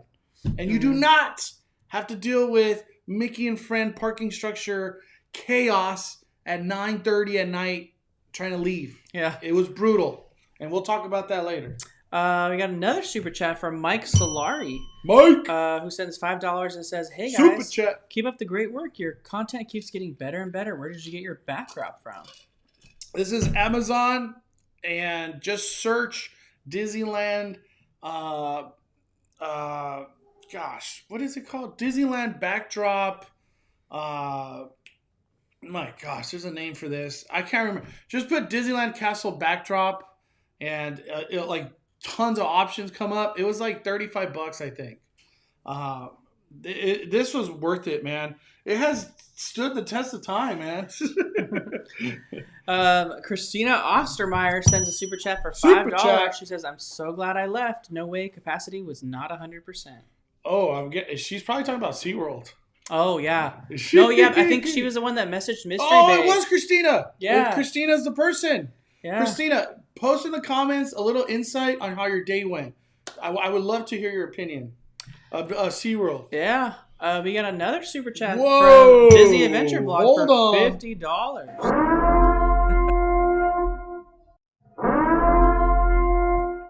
Paul dropping the fire. Mondo, and Danny and Mystery Bay. 5 fires. Mons are doing a good job. Thank you for everything what you guys do. Damn, Paul. This is Disney Adventure Vlogs, by the way. Thank you, man. Hope to see you soon. I don't know if you plan to visit on the 15th or anywhere in that time period, but hope to see you soon, Paul. Thank you for that, man. I appreciate dropping. Biddy. Hell yeah. Let me see. Oh, Stephen Ambrose. A lot of people are going to ask this already. I know we're in the not section, but when will Jungle Cruise and Matterhorn open? Jungle Cruise, July 16th. Matterhorn, July 2nd. There you go. Yeah. That's the right answer. But back to Knott's Berry Farm. So summer nights, like Mondo said, Friday, Saturday, and Sunday only. You've got the special 100th food, though. That's all the time. So the 100th food is at all the restaurants. Like I said, they don't indicate what's new and what's not new. Maybe one day Mondo can do a video explaining everything that is new for the 100th, like the donut sandwich, the giant super fun bun, the Sidewinder, the accelerator burger, all this stuff like that's new. the Cordelia Ode to Cordelia sandwich. The actual sandwich name is called Ode to Cordelia. The donut? Yeah. I love it. It's called Ode to Cordelia. And the magic continues, says, I think Knott's will open to out-of-state by June 15th. Because if you had an out-of-state address tied to your season pass, your pass was extended till June 15, 2022. I'm almost spot. You are correct. Why would that happen? Why? Because that's a good point. Knott's has been saying we want to give you a full year no matter what. And there's your full year. Yeah. Damn. So good insight on that. Good insight on that one. But yeah, so there's lots of things, and everything's changing too. I think Park Hop Creations in the chat just put something about the fact that the big barbecue plate from Fireman's Brigade is now on the dining plan, whereas before it was not. So there's a lot of things that are always changing. You just want to look for that little round logo, right, Marco? Yeah. The little round orange and yellow logo for the dining plan. And that's going to be on the menu, what items you can use your dining plan on. And not all the things are on the menu with that logo. Just ask. Like the donut, from what I heard, that's not on the... It is now. Oh, they changed it. Yeah. Okay, never mind. But always ask, hey, is this on the meal plan? There's no harm in asking. Yeah. But the meal plan does have that symbol. And you always got to look out for that. Yeah. Quick question. This is a Disney question, but I really want to answer this for Sean. Mondo, can you confirm if you go to Disney 2 days in a row, get photos taken on the first day, on the second day, I could pay for Photo Pass and have access to the photos from the day before? Let me... Your photos are good for like 6 months. Yeah. You could do 6 months worth of visits, pay one time, get all your photos. So the answer to your question real quick, yes, definitely. So if you are doing a Disneyland trip of 6 days, just keep collecting those Photo Pass cards and then only pay one time for Photo Pass, and it backdates all those photos, and bam, you only paid one time. Don't be the person that pays every single day, because we ain't got money for that. We ain't got time for that. What is the number one food, Danny, right now at this point in time, summer nights? Just by far number one food. Probably the donut sandwich. I don't think it's going to be hard to beat that thing. Yeah. Give us some insight real quick on how badass Coasters is with the meal plan. Yeah. Coasters is by Accelerator. Yeah, honestly, Coasters has so many options right now. It's not even funny. But so does Sutter's too. Sutter's has a lot of options. We are sleeping on Sutter's. Everyone's sleeping on Sutter's. We are going to knock out Sutter's like crazy next time. So there's a lot of options everywhere right now for the meal plan. And now with Park Hop Creations saying that Fireman's Brigade has that barbecue plate. The barbecue plate's like one of the best things because it has like a little bit of everything. Yeah. The one with, Cheetos mac and cheese? No, it has the ribs, the chicken, it has the corn, like all that stuff on there. So that's worth it, and that's a part of the meal plan. That's pretty good. Yeah. You still got Panda Express, so there's a lot of options for you. And then don't forget to Knott still has like their fun little entertainment. They got like the mayor going on. They've got the little shootout above, the Calico Saloon. It's fun. There's just like live entertainment kind of everywhere. There are some attractions that haven't reopened, like the Mystery Lodge with no ETA when that's going to open. The train, like Mondo was mentioning earlier. The Stagecoach, not open. And then there's some rides you want to prioritize. Like we mentioned, Calico, the mine train ride, and also Pony Express. Pony Express, if they're only running one train operation, that's like brutal. Like right there, that's like if the Pony Express line is outside the actual Pony Express line and it's like in the pathway, that's like a 2-hour wait. Easily. Let me see. We got a super chat real quick from Tom Houston. Tom says, "Hey guys, I was planning to take my daughter to downtown Disney on Friday, but before I realized it's also Avenger Campus opening date. How crazy do you think it may be? Harborside, maybe? If you're going to downtown Disney, you're good. You're solid. Just park at Simba and enjoy your day. It is going to be empty at downtown Disney. Everyone and their baby mama is going to be at DCA. Like Disneyland might be empty because everybody's going to park hop to DCA And Disneyland might be the best day to visit on June 4th. Yeah. Because nobody's going to park hop to Disneyland. Everyone's going to stay. Everyone's park hopping to DCA.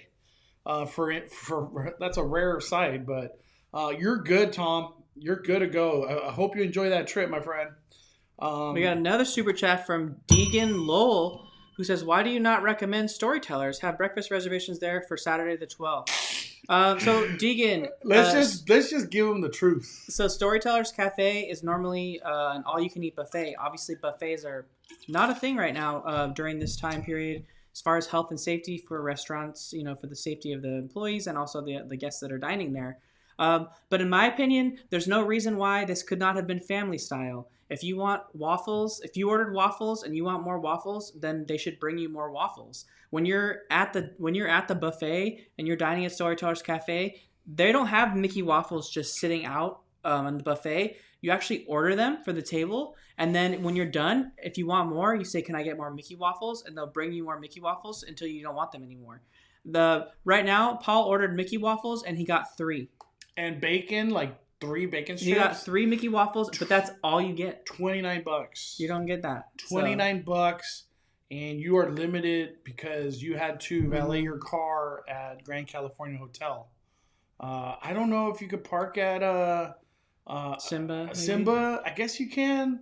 Yeah. And then just I don't know. The thing is you have you pay $29. You get courses. So you've got courses and stuff, but if you pick two course, if you pick a course like Paul did, where Mickey waffles, but you only get 3, versus like Nick, our other friend, who went with him and got a giant burrito, like that's a big disparity in price right there. That's a huge disparity. But even then, for something that was $40 all you can eat, nah, this is not the experience you're trying to do. And okay, I'll hit you with it, Deegan. This is straight honesty. You could go to Craftsman's Grill, which used to be Whitewater Snacks, get the probably exact meal, the English breakfast, for $12 over there, and you don't have to do the sit down, any of that. You just go in there, order it, bam, quick service. And Paul also said he felt like they were being rushed out of the restaurant. Yeah, which I believe, because it's probably limited capacity and they got to keep it going. Yeah, which is probably why they don't want to do all you can eat. But in my opinion, like that's what you go to Storytellers for. But let me say this, Deegan.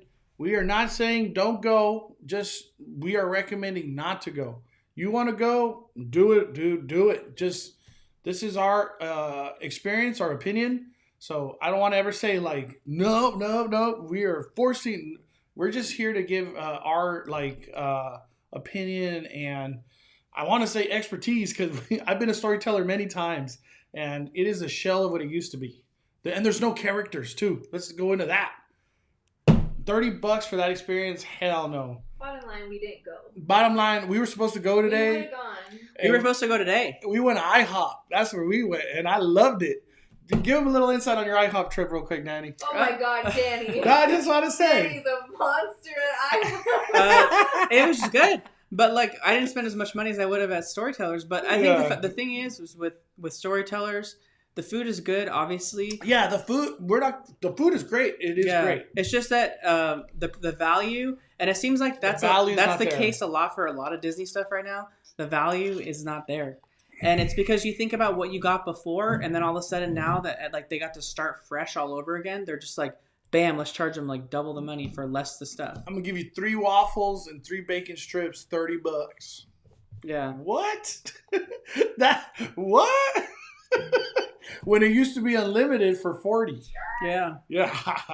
And Storytellers is still my favorite breakfast, all you can eat at character dining on property. It's still my favorite. If they wanted to charge the all you can eat prices with the characters, but not have the characters, I still would have paid it. I would pay it too. If it's all you can eat, no characters, I would still pay it. Yeah, because I understand why the characters can't be there. But like, at least give us the all you can eat. But like, if you're paying for that price, like you don't want 3 waffles. Like Mickey waffles are like that big, Yeah, you are going to leave hungry. Yeah. Arlene says, it's the first thing that comes up on Amazon when you search Disneyland Castle backdrop. I should put an affiliate link for this, because I feel we've sold a lot of these. Yeah. Should I put it in my website? Yeah, give me a link. Give me a link. I'll put it on here for you. Okay. I'll put a link so you guys could get that right there. Help support the channel a little bit. Help support Mystery Bay. Tracy, what's up, Tracy? I missed your content. Working like crazy. That's a good thing. I'm glad you're working like crazy. It's always a good thing. And spend a week at Walt Disney World. Damn. Can't wait to come to Disneyland. Hell yeah, Tracy. Can't wait to have you. Whoa, big super chat.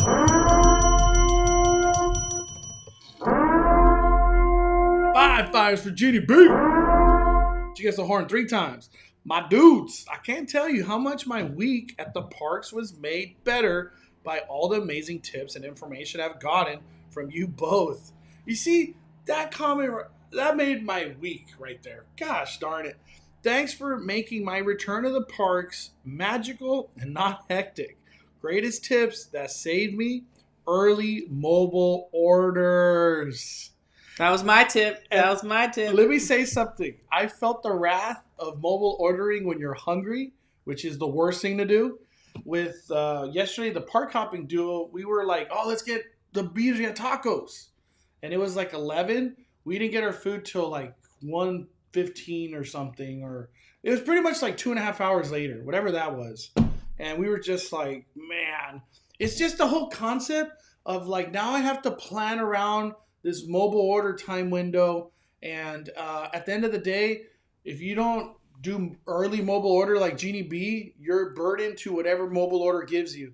And we got that like 1 o'clock, 2 o'clock, where it's the busiest time, no tables. And it takes a long time to get your food because everybody wants the quesadilla tacos at that hot time. So Genie B taking that mobile order. Give us a little insight real quick, Daddy, on how to do it and why it's beneficial. Yeah, I've said it so many times on this show. Pick off-peak time. So dine anywhere from 11 to 12, before 12 if you can, for lunch. And then dine at dinner time from 3 to 4, even 4 to 5. Yeah. If you can. And do not do 6. Yeah, do not do 6 or 7. No. And grab those and do them both in the morning. So when you can literally book a reservation or a mobile order for something at like 6 p.m. at 7 a.m. if you want to. You could do it all in the beginning. You just click the little more times option, and then it gives you any time frame you want throughout the day. Go ahead and grab it so you don't run out of those time frames, especially if it's even something as simple as a Dole Whip. Go ahead and pick a time you might think you want the Dole Whip. Please do your snacks early. Yeah, because if you don't do it, you might not have the time you want, and then even then, if you do it when you're hungry, then there's no times left, and like you're in Mondo's situation where you have to wait 2 hours for your food to become available. And you know, it's not necessarily that mobile order's a bad system. It's just that everyone's trying to eat at the same time. Mobile order fails and it crumbles. It's a failure in the hot times. Yeah.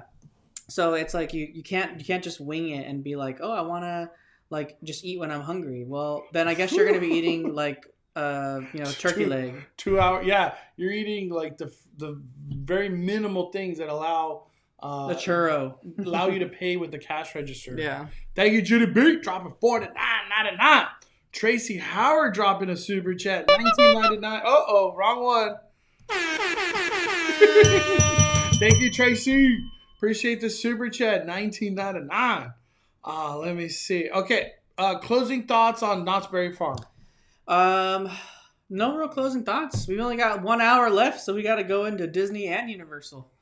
So I just say for Knott's, you got 2 reservations plus 1 if you got a gold pass or a platinum for Soak City, or if you have a Soak City pass by itself too, you got a reservation separate as well.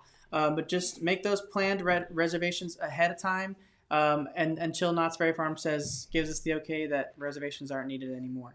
So, and a parking tip for Knott's Berry Farm: come in off the main entrance off Beach Boulevard and hang a left, and go underneath the tunnel to the parking lot across the street. It's so much faster and easier than it is trying to park anywhere in the back. So yeah, do not think you're gonna park at behind Ghost Rider. Ain't gonna happen.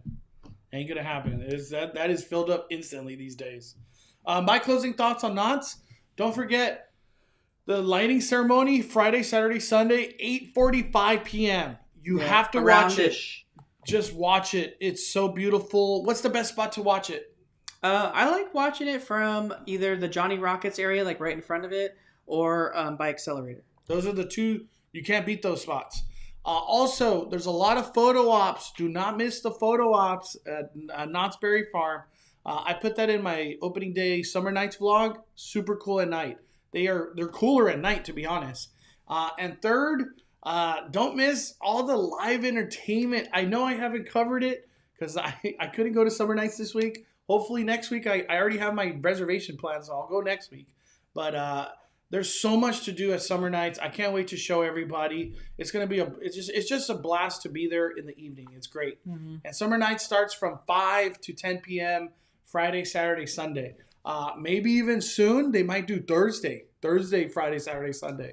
So we'll stay tuned for that. But that's it for Knott's Berry Farm. I do want to get this insight though, because Christina was the one who tagged us at SeaWorld, where it took 3 hours to get in. She says, unfortunately, I have no insight. We left.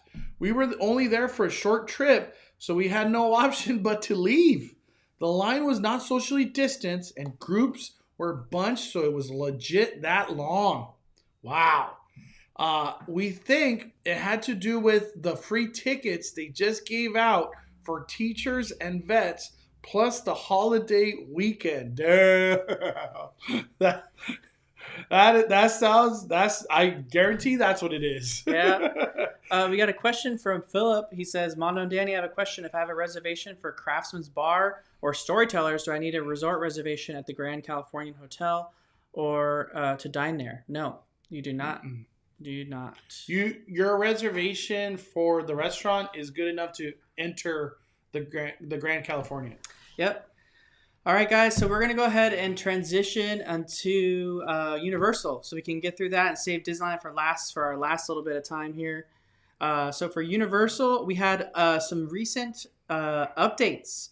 So it sounds like from what we've heard in the grapevine, and again, this is all speculation. Just got to throw that out there every single time. Yep. So beforehand, a lot of us, had heard that the two mazes next to Curious George were actually going to be The Curse of Pandora's Box 2 and Haunting of Hill House. But it actually might be that it is Curse of Pandora's Box 2 and Beetlejuice. I was always under the impression that the Beetlejuice Maze was already constructed as of last year in the soundstage behind Transformers, which I guess is not true. Supposedly, the maze that's been constructed since last year in the soundstage is Haunting of Hill House, the Netflix property, which I mean would align with the fact that last year's Netflix property, or last HHN's Netflix property, was Stranger Things, and it was also in that soundstage. So maybe they've got a deal with Netflix. I was about to say that. Yeah. Maybe Netflix has rented out that space and wants to put their mazes and have that promotion. So they've got Haunting of Hill House supposedly already built in that soundstage. It's a little bit of a bummer for me because I already experienced Beetlejuice Maze at HHN Orlando, and it's an indoor maze and a very large indoor soundstage, and it had some really great sets. And with Beetlejuice being inside of a tent, it really limits the size of the sets in Beetlejuice, and I feel like it deserves to have really grandiose sets. I have a lot of faith in the HHN team, so I know they can do something really great with that, but I'm just a little bummed that's not in the soundstage. Full credit to Horror Nights HHN HN Nightmares on Twitter for providing this image. This is the speculation map, perfect for Speculation Sunday. But this is what Danny's talking about. So we got this is Mummy. So here's Transformers. Yeah, we'll just zoom in. Because we already know where these are at. So F is the Haunting of Hill House, and that's behind Transformers in F. This is Transformers. Yeah. So here is what Danny's saying. That's Transformers down there at the lower lot. He's saying that will be Haunting a Hill House. Yep. And we were thinking that was going to be Beetlejuice. Yeah. But no, Beetlejuice is over here with Curious George and what is rumored to be Pandora's Box 2. Or Curse of Pandora's Box 2. Yeah. The Curse of Pandora's Box 2 right here. But this is just a speculation, Matt. Nothing official. This is just some really cool insight that people are speculating on. Yeah. The Bride of Frankenstein Lives. That is G. And that's supposed to be the Parisian Courtyard. Parisian Courtyard. Yeah. And that one is over there by Mel's Diner at Universal. And E, which I feel like we all guessed it, it's Halloween 3.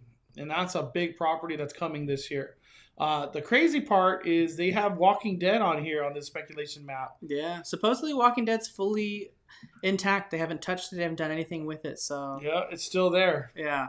So that's a possibility of being another maze. There was also a rumor as well, again, all pure speculation, that they might be doing some modifications to Halloween 3, being that it's been up for a year already, but they might go back and change it so that there's kind of like a combo of Halloween 3 and Halloween Kills. Woo! Give me that Halloween Kills. So we got both, because Halloween Kills, as you know, is going to be coming out. So that makes it more current. It wouldn't be the first time they've done a combo maze. They did Stranger Things 3 and 4 last HHN for the maze there, where they had like a small little scene at the very end, or a few scenes at the very end that were Stranger Things 4, whereas the majority of the maze was Stranger Things 3. Let me say this too. There's a lot of rumor, and it seems like it's getting stronger and stronger, that they might bring back the Terror Tramp. I don't know how people feel about that. To me, anything they do Halloween, I'm just appreciative. I feel like if they're trying to make it an event that you're going to be paying for separately, they're trying to give you the most possible. They have to do the Terror Tram because they don't have half as many mazes as they do normally. But this is my thing when the Terror Tram gets brought up. Where's the queue going to be for the 2 mazes at Curious George? Because the tram, that was the queue for us and Pandora's Box 1. Where the heck is that queue? I don't know how the queues are going to work for the tram, for Curious George mazes. I don't know. It's all. We'll find out. But I think Universal's trying to provide the biggest bang return. We're back. Horror Nights is back. You know what I mean? They want to do it. The real question when it comes down to Horror Nights, I have to ask, is the Scaramony coming back? That's the big one, and we don't know. We don't know. The situation could be a lot different than where they could do something like that, where they corral everyone and then let them go. We don't see a lot of construction right now, though, for any scare zones. Yeah. So, and that, I think that's one thing that isn't coming back this year is scare zones. Maybe it's like a budget reason, which, hey, it is what it is. You know, there's no scare zones, but hey, we get houses or mazes, so sheesh. Mm-hmm. And I can say Bride of Frankenstein Lives. I did that at Universal Orlando's HHN last year, and that was an amazing maze. At least the way that Universal Orlando did it, the sets were incredibly detailed and amazing. I got really scared in that maze, so it was really awesome. Even with the plexiglass, the way they did it, they had plexiglass all over the maze in different areas, and you never knew where the actor was going to be at to scare you. So sure, you could see that they could potentially scare you here, here, and here, but they actually popped up over here. And so like you got like scared anyway. But Bride of Frankenstein Lives, out of the 3 that HHN Orlando had last year, was my favorite. Beetlejuice was second, and then the Tooth Fairy was last. We got Madonna Holbrook Low. We went to SeaWorld today too. 2 hours to get in and over an hour for food. Not able to get any shows. Lines were not social distant, and the smaller other aquariums were all closed. It's a tough day at the office at SeaWorld, it sounds like. Tough day at the office. Rick says, Storyteller Breakfast Buffet is awesome. Not going to pay $29 for 3 waffles. Yeah, no. And we're not exaggerating about the 3 waffles. Watch Paul's video. Paul's video has it all, man. Paul's video spills the tea. I also heard, Alicia says, I also heard a rumor that Bill and Ted Halloween Adventure is coming back this year. I kind of believe that. If it's not Bill and Ted, it's something else. Because the Jabberwockies, they are now in Vegas. They're contracted out there. Yeah. They ain't coming. Yeah. So I think the Jabberwockies, like HHN, I think they're moving on to Vegas now. The other question is, too, do we see return of Dark Arts come in Halloween season as well?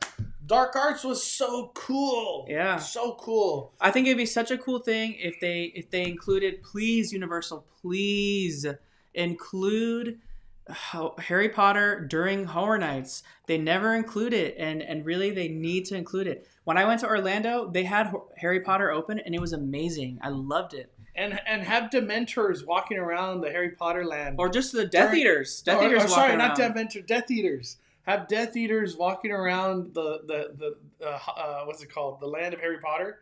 Just only during HHN. So like, it's not that they're scares. They're trying to scare people, but it just gives the land this like dark arts feel. Yeah, and if they did the dark arts show during HHN, that'd even be cooler. Yeah, it would be amazing. It'd be a great way to get people away from maze lines. From mazes. Yeah. Hell, and then it's just more value to your HHN like trip. Mm-hmm. My gosh, hire us, Universal.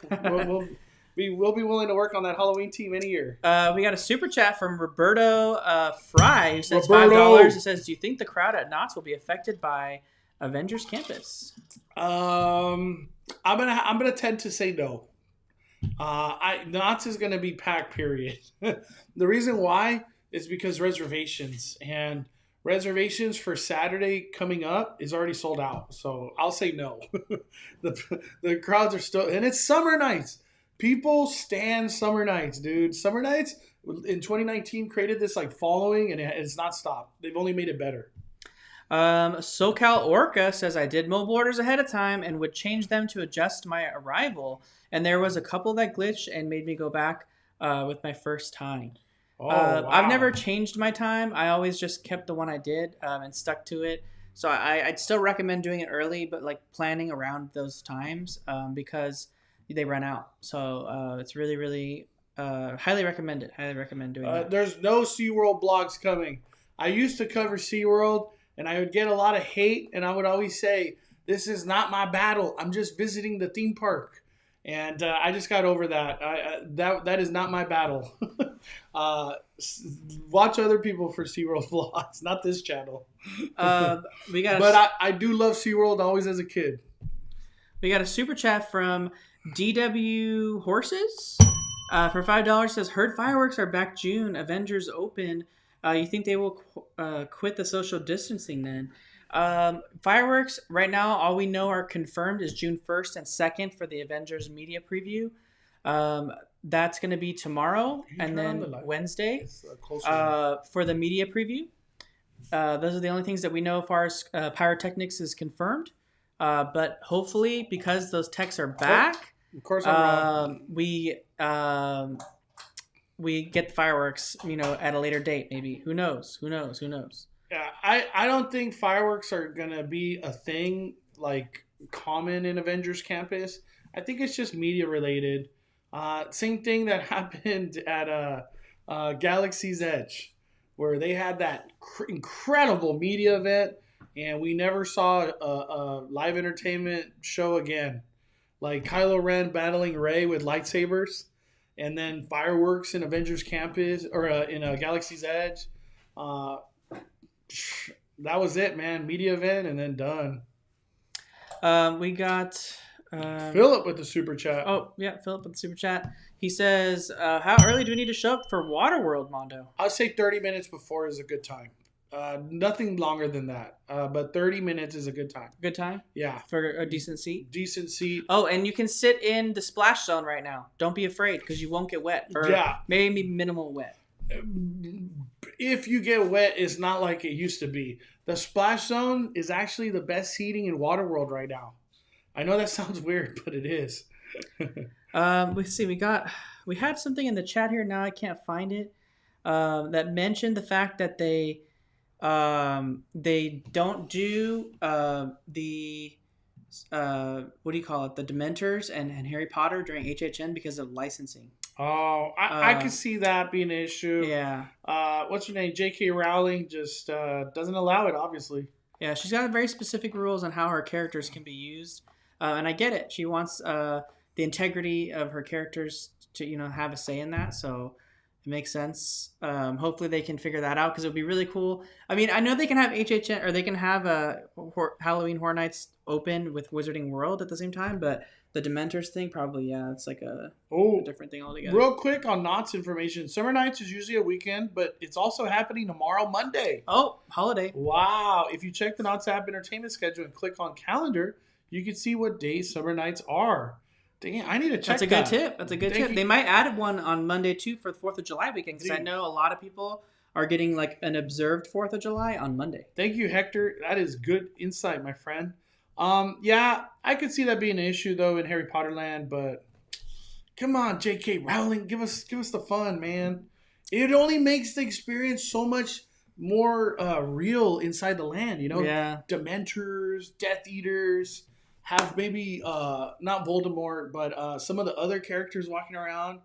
I can't even remember their names. It's been so long since I watched the movies. Yeah. We got another super chat from Philip. Or not from Philip, from Chris. Chris Taylor.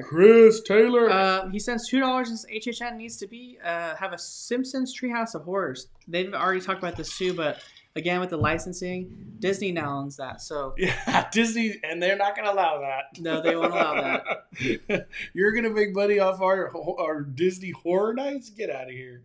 They were like, nope, Universal, ain't going to happen, bruh. Park Hopping Duo says media days are Tuesday and Wednesday for Avenger campus. Yeah, but why does media have 2 days? Yeah, I think I said tomorrow, but I meant Tuesday and Wednesday because it's the 1st and 2nd for the fireworks. What's up with that? 2 days of media? Probably so they can split it up so they don't have too many people crowded all at once. So like the same show twice? Or maybe they're gonna have like blogs and influencers that they invite one day, and then like the major media. The like channel 10 or channel 11, channel 7. But they are inviting a lot of like movie review because this has to do with Avengers. And like the normal crowd that comes for like Disney stuff doesn't always there's more being invited to this because it's Avengers. Yeah, I could see there'd be like just a celebrity day because I have a hunch we're gonna see the Avengers assemble in real life. Like the real Avengers, it's gonna be crazy. Avenger Campus media is gonna be crazy. I think they're gonna at least have Zendaya and Tom Holland. For sure. Yeah. Can we get Tony Stark? I don't know about that. Robert Downey Jr. Let me see. Oh, this is the one too. Dono Thing 21. Yes, something with staffing issues with Wizarding World during HHN. Kind of like they are their own entity separate from the park. Yeah, that makes sense. I believe that. The other things too. Oh, I'm actually caught up with the chat for once. Yeah. Damn. Wow. Let me see. That's a rare thing. Mac Harris says land isn't big enough for all the media. Shocking. We don't have an opinion on that. Yeah, I can't say anything. But we will talk about it a little bit later. Mm-hmm. Okay, so Universal Studios, let me just say this. I was there on, was it Thursday or Wednesday? And it was 200 minutes for Jurassic World at 12:46 on a Wednesday. Let's check the wait times right now. I bet you, or is Universal closed? I think they close at 6. Did they close at 6? Yeah. I'm curious what the wait times are. Rides. Oh, no, they got rides. Harry Potter. Dude. Wow. Let's bring it up. It's a holiday weekend. Let's bring it up, dude. I got to show this to people. It's a holiday weekend. This is not hate. This is just current situations, everybody. Let's go to it. Let me see. We're going to bring up the website. Let me make this bigger. Okay, so if I don't read a super chat, I'm sorry. I am in this website mode. So plan your visit. Yeah, we want to plan our visit. Is the rides right here? I think it's only on the app. Can I see things to do? Oh, right here. Rides and attractions. Can I see the wait times? It's only on the app. Only on the app? No. Is it really only on the app? Mm-hmm. Okay, I guess we're going to have to screen... Or let me click a... Yeah, no. Damn. Okay, hold on. Let me... Damn, bruh. This is... Is that 100? Oh, my Glanta. Hold on. Don't say nothing, Daddy. Let him see it, dude. Let him see it real quick. All right, I'm gonna airdrop these so we could all enjoy this real quick. Cause wow, I'm a little. I didn't know it was like this. Not like this. Not like this. Hold up. Hold up. We're almost there. We're almost there. We're almost there. Open. Okay, let's go through these. Wow. Okay, so first up we have Mummy at 100. This is as right now. This is real time. 7:16. 100 minutes for Mummy. 100 minutes for Simpsons. 100 minutes for Transformers. Okay? And then we go to Jurassic World. 160 minutes. Right here. And then we keep it going. The Studio Tour 180. 2 hours. And when they say 2 hours, they're very accurate with that. No, and then this is the most shocking right here. 95 minutes Minions. Damn. Oh no, 180's 3 hours. What am I thinking? I just realized I did the math wrong. It's 3 hours. 180. 180. Okay, that I don't even have to give any insight or opinion. You heard it for yourselves, everybody. You heard it for yourselves. It's a holiday weekend. Memorial Day weekend is the kickoff to summer. Oh, it's a busy day. It's a busy day out there. Okay, I want to say this, and I really sincerely mean this with all my heart. People sometimes message me like, "Oh, you're trying to upsell people or something." Please, if you are going on a Friday, on a Saturday, on a Sunday, and you're going for one visit to Universal Studios Hollywood, spend that extra money and get front of the line. Even if it's 175 more bucks, you guarantee yourself an amazing experience, even in those conditions. Especially if you're not going to be coming back for a while. You're not coming back for a while? Yes. Even if I know it sounds ridiculous to spend that extra money, but I'm platinum. I have a platinum pass, and I go every day knowing I'm gonna get on whatever rides I want to get on because I have front of the line. And dude, trust me, front of the line is like gold right now because nobody has front of the line. So you're literally always walking on the rides, even if it's 200. And most importantly, you're gonna hear this because I go to the theme parks, okay? So I find these little hacks that happen. Universal Studios on Wednesday when I went, they stopped boarding people because they hit the limit at 200. But if you have Universal Express or Platinum Pass, which is front of the line as well, you could still board even when they stop boarding people. They do not stop boarding people that have Universal Express. Mm-hmm. And that goes a long way because you best believe these lines are getting cut off throughout the day and letting it cool down. You know what I mean? Yep. So yes, if I'm upselling people, then I am. But I love Universal, and I want you to love the Universal too. I don't think people are loving a 95-minute Minions. Are they doing Express right now, by the way, for Yeah. Secret Life of Pets? Yes, actually they are. Okay. Secret Life of Pets, Secret Life of Pets, and Jurassic World, the new two experiences have Express. Boom. I'd pay it just for the tour. Mic drop. Mic drop. That's the mic drop.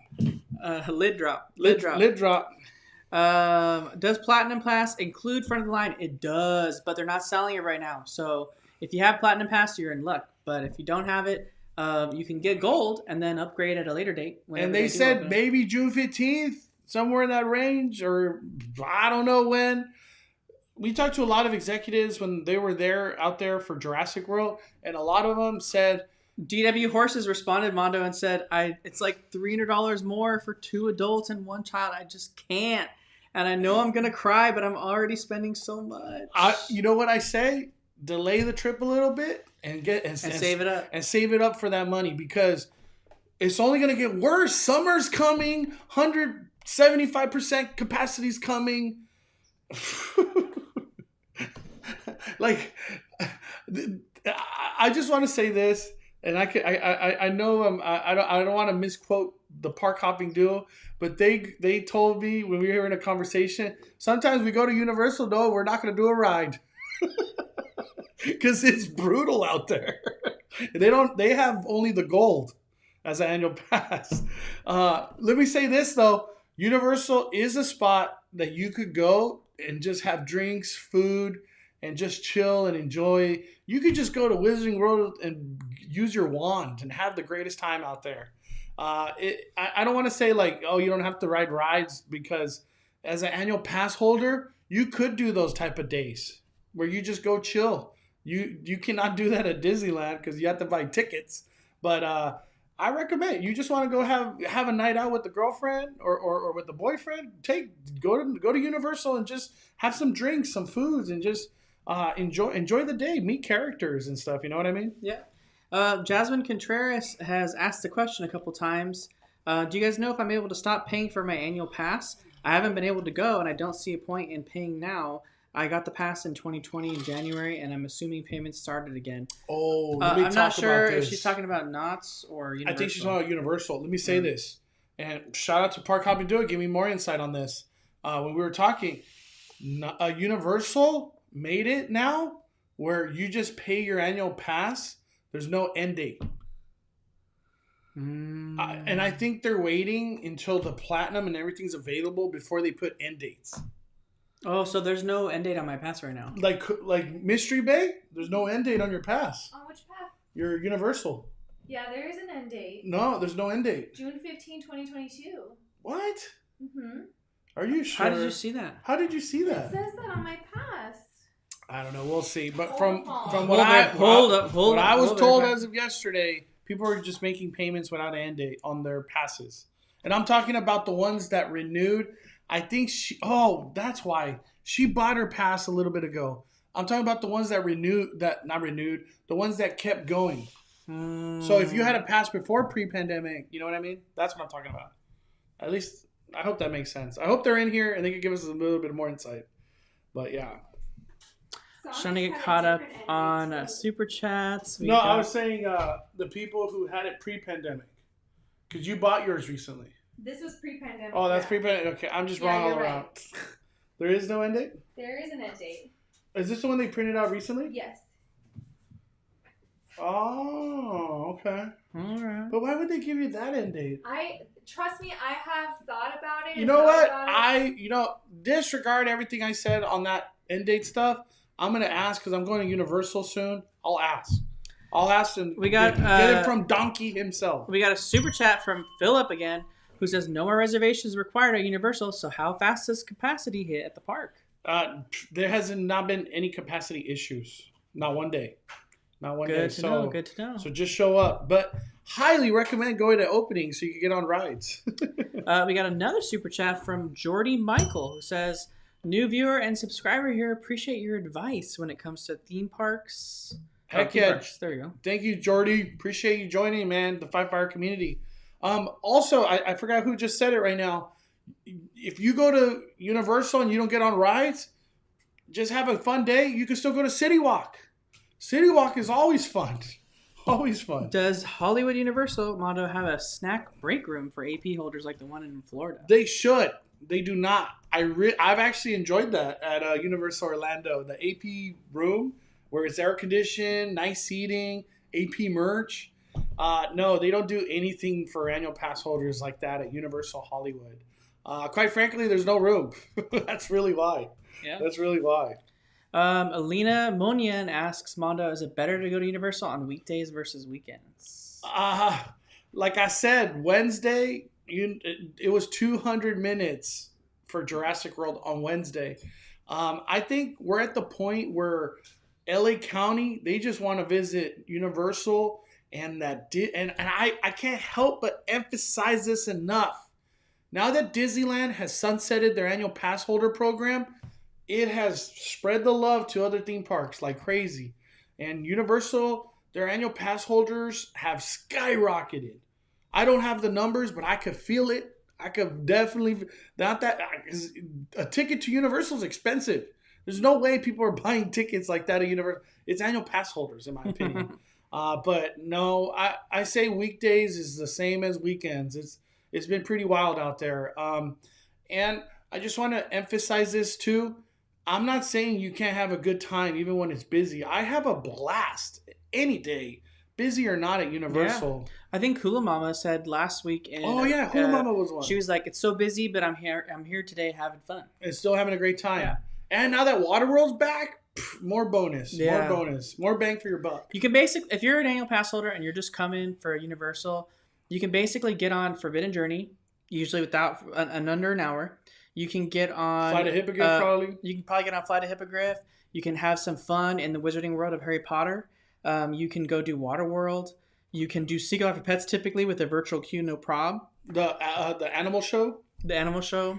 You could also, if you go early enough, you could hit the studio tour with less than an hour wait. Yeah, if you get there like literally at park opening, go straight to the studio tour. And then after the studio tour, go straight to the lower lot, and you could do those rides with probably under. I don't know why everyone goes to Jurassic World first. I say go to studio tour. We waited 15 minutes. Just stay away from Simpsons, man. Simpsons is the new Peter Pan on steroids.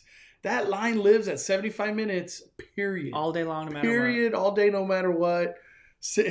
People love Simpsons, man. Sonic was obsessed. Yeah, Sonic, Mystery Base Son got on Simpsons for the first time. Give us a little insight on that. He was so scared, and he wanted to turn back and forget about it. He got on, loved every minute. He's like, we need to go to Universal tomorrow because I want to get on Simpsons again. I'm pretty sure if that was like a 3-hour wait, he would stick it out. He would still stick it out? He would stick it out. Kids, dude, families that have kids, Simpsons is like, it's like Peter Pan. It's the go-to. It's the go-to. We got a super chat from Rachel Streamer who sends $1.99. Rachel, super chat. Go ahead, Mondo. What's the word on the Just Ask Danny shirts? we got something in the mail today that's crucial to what we got. Should we tell him what we got? Not yet. We gotta be in production. Mondo's not ready to expose that yet. Yeah, we gotta be. It's just No, we're not. We gotta be in production. I don't want to give anybody hope. Don't expose it. Yeah. It's just we have a lot of stuff coming, and it's gonna be really cool. Hula Mama sums it up right here. The key is get there at opening. Universal that needs lets to be a you shirt. In That needs early. to be a shirt. That should be a shirt. I survived. Get there at opening. Yeah. I had fun at Universal, but I went at opening. Let's see. Silty Loam says facts. I've never tired of pressing the power plant button at the Simpsons area. I do it every time. I walk through there. I do it every single time. One of those. And then Mac Harris says, Mondo, don't worry, we'll cut that out in post production with your. Forget what I said about the annual pass end date. Yeah, we're gonna cut it out. That never happened. Gosh, Baby says, when am I going to see videos inside Avengers Campus? Mondo will have them on June 4th. June 4th. You're going to see live streams on June 4th. So tune in if you can't go. But then again, this is all bearing. I get a boarding group. If I don't get a boarding group at the 7 and I don't get a boarding group at 12, you could catch me at Lamplight Lounge. I call it the loser lounge because for all the people that weren't lucky to go to Avenger Campus, I did a party of 6. So I said, this is only for people that didn't get Avenger Campus boarding groups. So we're going to call it the loser lounge. Wait, we really have a Lamplight Lounge? Yeah. Just in case we get rocked. I never knew. Yeah, just in case we get rocked, we're going to get drinks. Drink on the rocks. Yeah, drink on the rocks. Yeah, I'm going to call it the loser lounge. Not because of Lamplight, but just... Yeah. That's Mondo going to the Lamplight Lounge. Yeah, it's just we're going to Lamplight Lounge because we took a big loss for the day. Because who would have thought we needed boarding groups and we might not even be able to go in the land without a boarding group? I don't know. They still haven't been clear on that stuff. I can't believe you But we'll talk about that in a little bit. We're almost at Disneyland. All right, so we got 30 minutes left in this live stream to talk about Disneyland and cram that in there. All right. We are Cram done that with in there. My closing thoughts, by the way, on Universal. I believe with everything we're seeing, Horror Nights is coming with the vengeance. Another thing, the addition that has been done, I just don't have any confirmation on my end because I couldn't record it. The little snowball puppet has come to Pet's Place, which is right across from Secret Life of Pets, the ride. And it talks to people. Snowball talks to people. Kind of like Donkey. Yeah, it's like Donkey, just it's Snowball. Wait, the puppet from Secret Life of Pets. Wow. But I couldn't record it. I waited like an hour, like 45 minutes from 12 to 1, and it never came. And I was not going to stay any later than 2 o'clock at Universal because traffic on a weekday, because traffic gets horrendous. And I got to bounce by 2, man. I got to bounce by 2. The Paletero Horn. Lamplight Lounge Zombies are bomb. I love Zombie. That is a great drink. All right. Let me hit the horn. But look at us with our Avengers campus. Yep. That is cute. I know. I love how you're doing Assemble. Avengers. Assemble. To the food campus. Okay. We are done talking Universal Knott's Berry Farm. We're going into the highlight, the monster conversation that we need to have. We got 30 minutes, so throw your questions in there. We'll try to get to them if we can. Oh, real quick. She loves the mouse. Is the Irish pub open? Yes, it is open. Yes, they're open. And they've got a new drink called Jurassic Water. It's been there. That drink has been there. They just named Jurassic Water so people could buy it and Instagram it and all that. It's been there. That drink's been there. They're just calling it Jurassic Water now. Triggered. I don't know why. Triggered. Yeah, I don't know. I could have put that in my video and Instagrammed it all on Wednesday, but I didn't. I decided not to. I see your games, Universal. Oh, by the way, for Universal too, before we leave, they came out with the new IPA themed to Isla Nublar, Jurassic World. It was incredible. You get a glass cup with it that has Jurassic World for $18. All right, let's talk Disneyland. Disneyland. So much to talk about. The big news is Avenger Campus. Stage 17 opened yesterday, and I have some thoughts on it. I didn't put this in my vlog because I wanted to save it all for Speculation Sunday. I was there at opening. I was excited. I wanted to be one of the first in line to get into Stage 17 as it's open to the public now. Yeah, it's open to everyone now. It's not just open to cast members. It's open to the public that has DCA ticket. You have to be inside DCA to visit Stage 17. This is not accessible through Downtown Disney at all. And I could tell you that it's not going to happen. And I'll give you the reason why. I wanted to be one of the first in line because I was like, it's going to be crazy. Everybody wants Avenger Campus merch. People, a lot of people are looking forward to this. This is a big deal. There was less than 10 people waiting at the opening at 8:45 a.m. to go to Stage 17. And I'm not saying that to be mean or make fun of it. That's just a reality. There was less than 10 people at 8:45 to visit Stage 17. And I thought, I was like, is it that there's no hype or people don't care to buy this merch? I think it was more people like the average consumer that's buying tickets that's not that big of a Disney fan. They had no idea. What the hell is Stage 17? What is Avenger Campus? What? I don't know what that is. Why do I care? Why am I going to waste my time to go do all that merch buying when I'm only buying one ticket? I ain't coming back. And I think that is the real issue that's going on.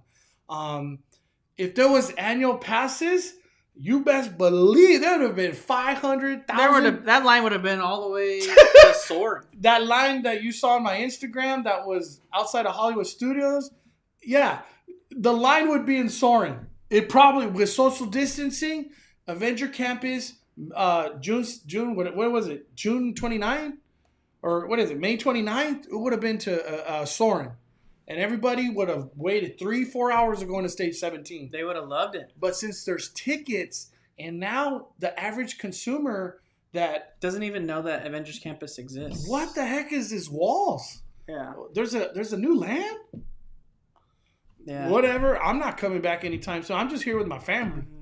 We haven't gotten the media marketing brigade yet for Avengers Campus because it's not open yet. I would imagine the more general public will know more about it once they start to market it a lot heavier.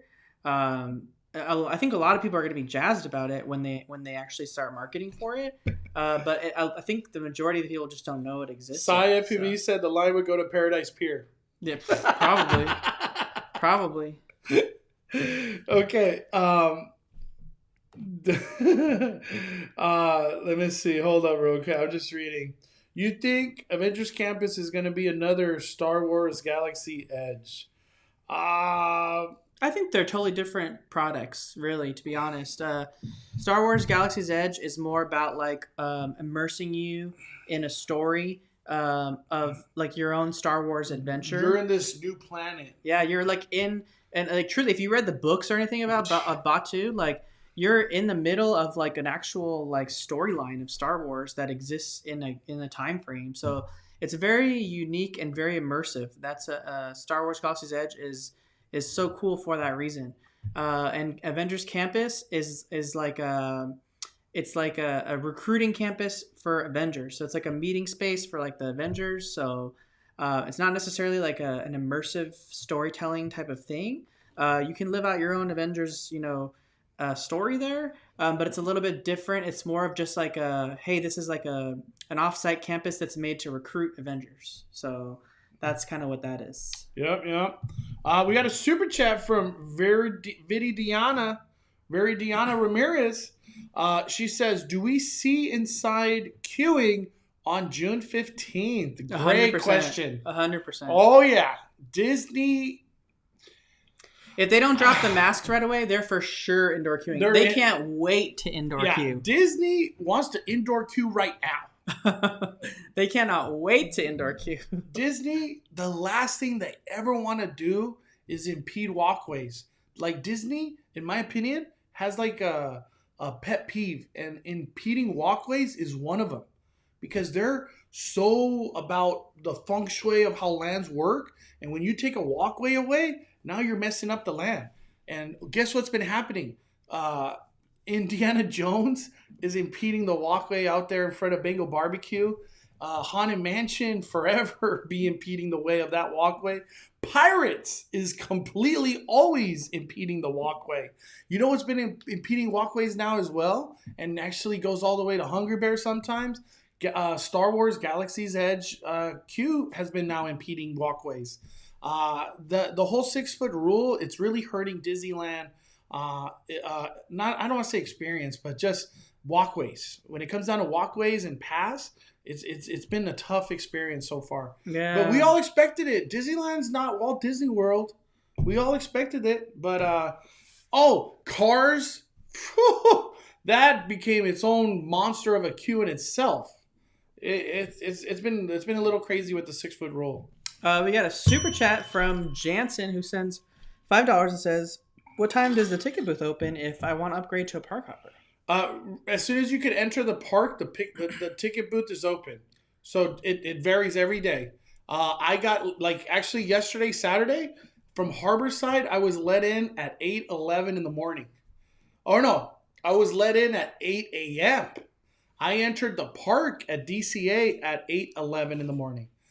So I would say pretty much an hour before the park's open, the ticket booths are open.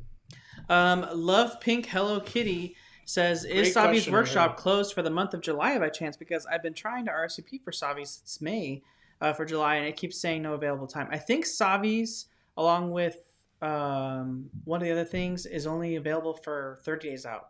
I know dining reservations are 60, but I think that one's 30 days. So try it again on June 1st, which is Tuesday, and see if it lets you do July 1st. And then it'll start opening up. I just did a June 1st reservation, and it allowed me to do one. Yeah. There's tons of time. I think it's just 30 days out. So Tuesday would be June 1st, which would be in 30 days is July 1st. So, like, wait until that. So yeah. Let me just show this real quick. I just want to show proof, so people don't think we're lying. I want to show proof. Show the receipts. This is Savi's right now as we speak. Right here. This is Savi's.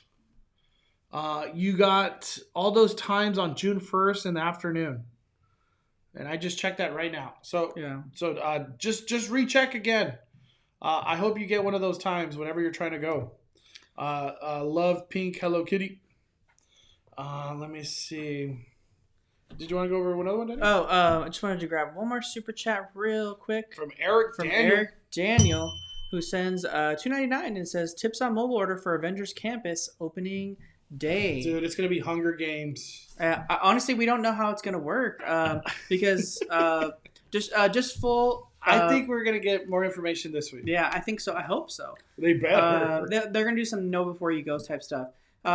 So just full disclosure, like Mondo and I have both been to Avengers Campus. We can't say literally anything about it, so we're not going to be saying anything about it. All I can say is it's opening June 4th. Yeah, it's open June 4th. And then I can talk about it all I want. So I've experienced it, and Mondo's experienced it. Our experience, obviously, was before it actually opened, so things can change. Some experiences might not have been available for us when we were there, so opinions that we provide on then doesn't make sense. Doesn't make sense. So the mobile order process could be 100% different. So I would just say, as of right now, if you go into the Disneyland app yourself and go to order food, PIM Tasting Lab and PIM Test Kitchen are both separate things. So even though they're at the same building, they're separate items on the app for ordering. So if your priority is for the drinks at the tasting lab, maybe mobile order for that first. And if your priority is for the taste kitchen, the test kitchen, then do that first. Because I will say, amongst the crowd, especially the crowd that's probably going to be going on June 4th, Disney alcoholic drinks are like really popular. So if that's something that you want to do, really is an understatement. It's extremely popular. If that's something that you want to do, I can easily imagine the times for that, if they did normal mobile order times, would be gone like almost immediately for the entire day. Like I could easily see that happening. It's like when Disneyland first reopened, Dole Whips were gone throughout the whole day already by 2 p.m. So I know Tropical Hideaway. Just on Friday, someone told me at 3:15 there was no more Tropical Hideaway windows. That is a bummer, man. When you're trying to get a Dole Whip, chill in the evening, you can't do it unless you mobile ordered before 3. That's a bummer, man. I don't. And then there's registers there that they could use that are not used. Yeah. So. Keep in mind that's those are like if the alcohol is a priority for you, or even I think they have non-alcoholic drinks there too. But if doing that's a priority for you, then maybe go there first and get that. Then the Taste Kitchen as well too.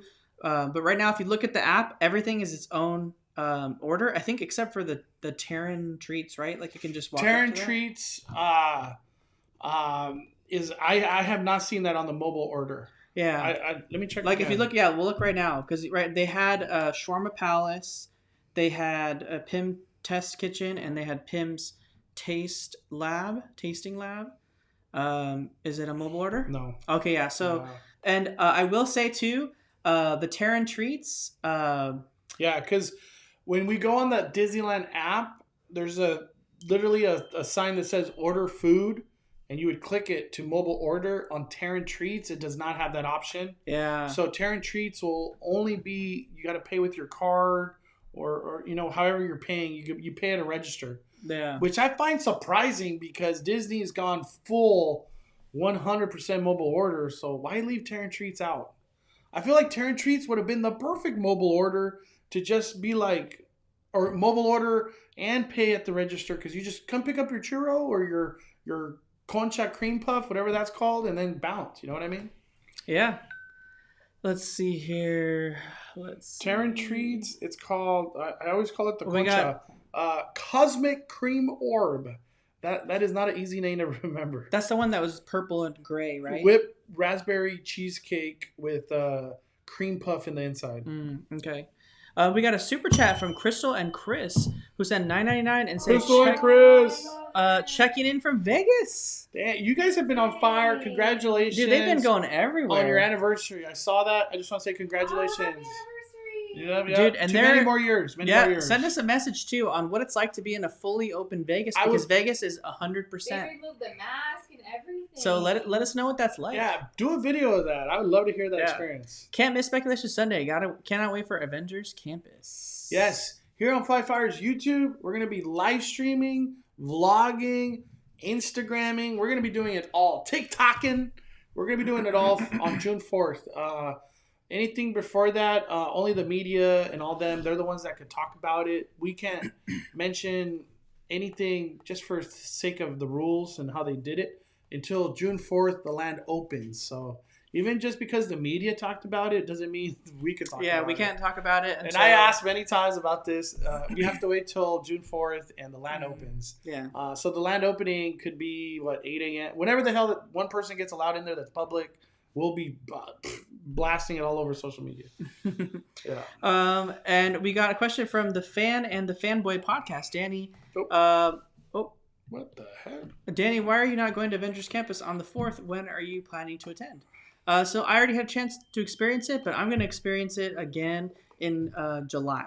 And I'll be going with Mystery Bay and Mondo and a bunch of other people. So we're going to do it then. But I can't afford to keep buying tickets. I was about to say. So I bought a 3-day ticket when Disneyland first opened.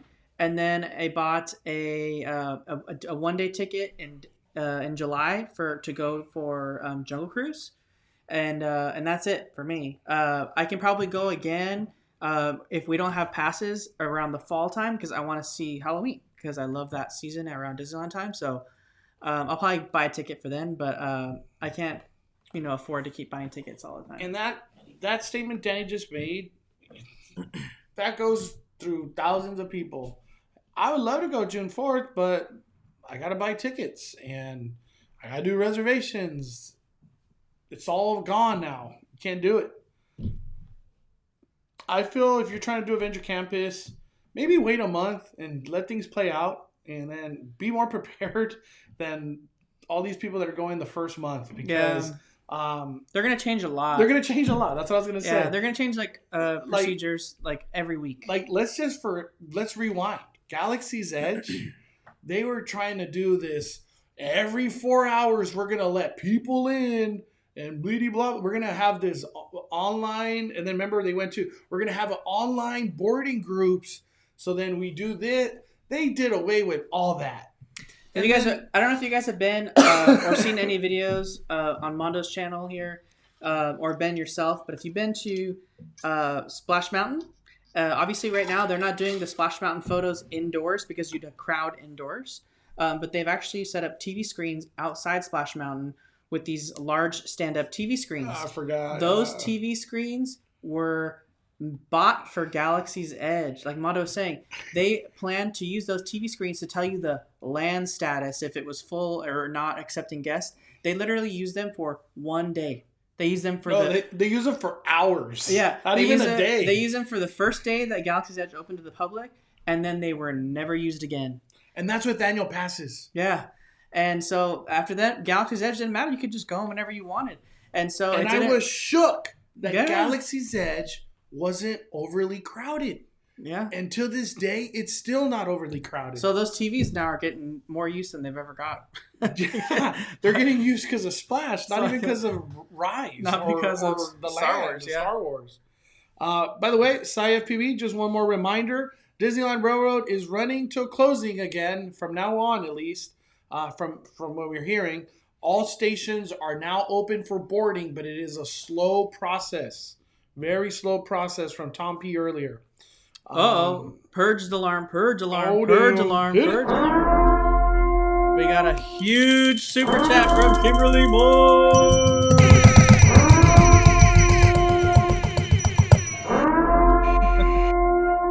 Damn. What? Kimberly Moore dropping fire. Thank you for everything you do. Much love, Kimberly Moore dropping 2 hundo. Oh my god! Wow. I gotta hit the horn. Yeah, well, and the Kimberly Moore, thank you. Seriously, thank you to everybody that supports the fire, because I know I say this a lot, but I always mean it with my sincere, genuine heart. You guys supporting the fire goes so far in all my endeavors and plans that I'm trying to do with the channel. And like earlier with the Jeannie B comment about how all the videos and tips that we provided and gave, it made her experience wonderful. Mm-hmm. The last thing you could ever do is plan these Disneyland trips, these Universal, these Knott's Berry Farm have no insight, just showing up and going, why is every ride at Universal 100 minutes? What the hell? I'm never coming back. We prevent that.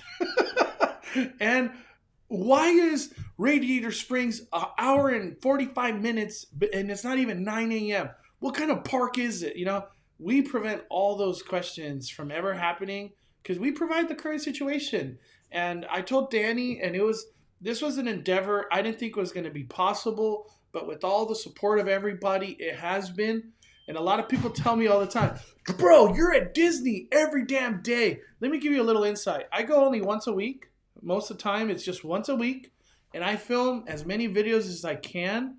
And I'm busting my ass out there working from open to close because I don't have an annual pass. I can't be like, oh, I'm just going to go cover Blue Bayou and bounce. No, I'm going to get a Doc Ondar's walkthrough, a full vlog, record Roger Rabbit because I want to show the channel. And I do like 5 videos, 6 videos. Yeah, and I do a live stream. And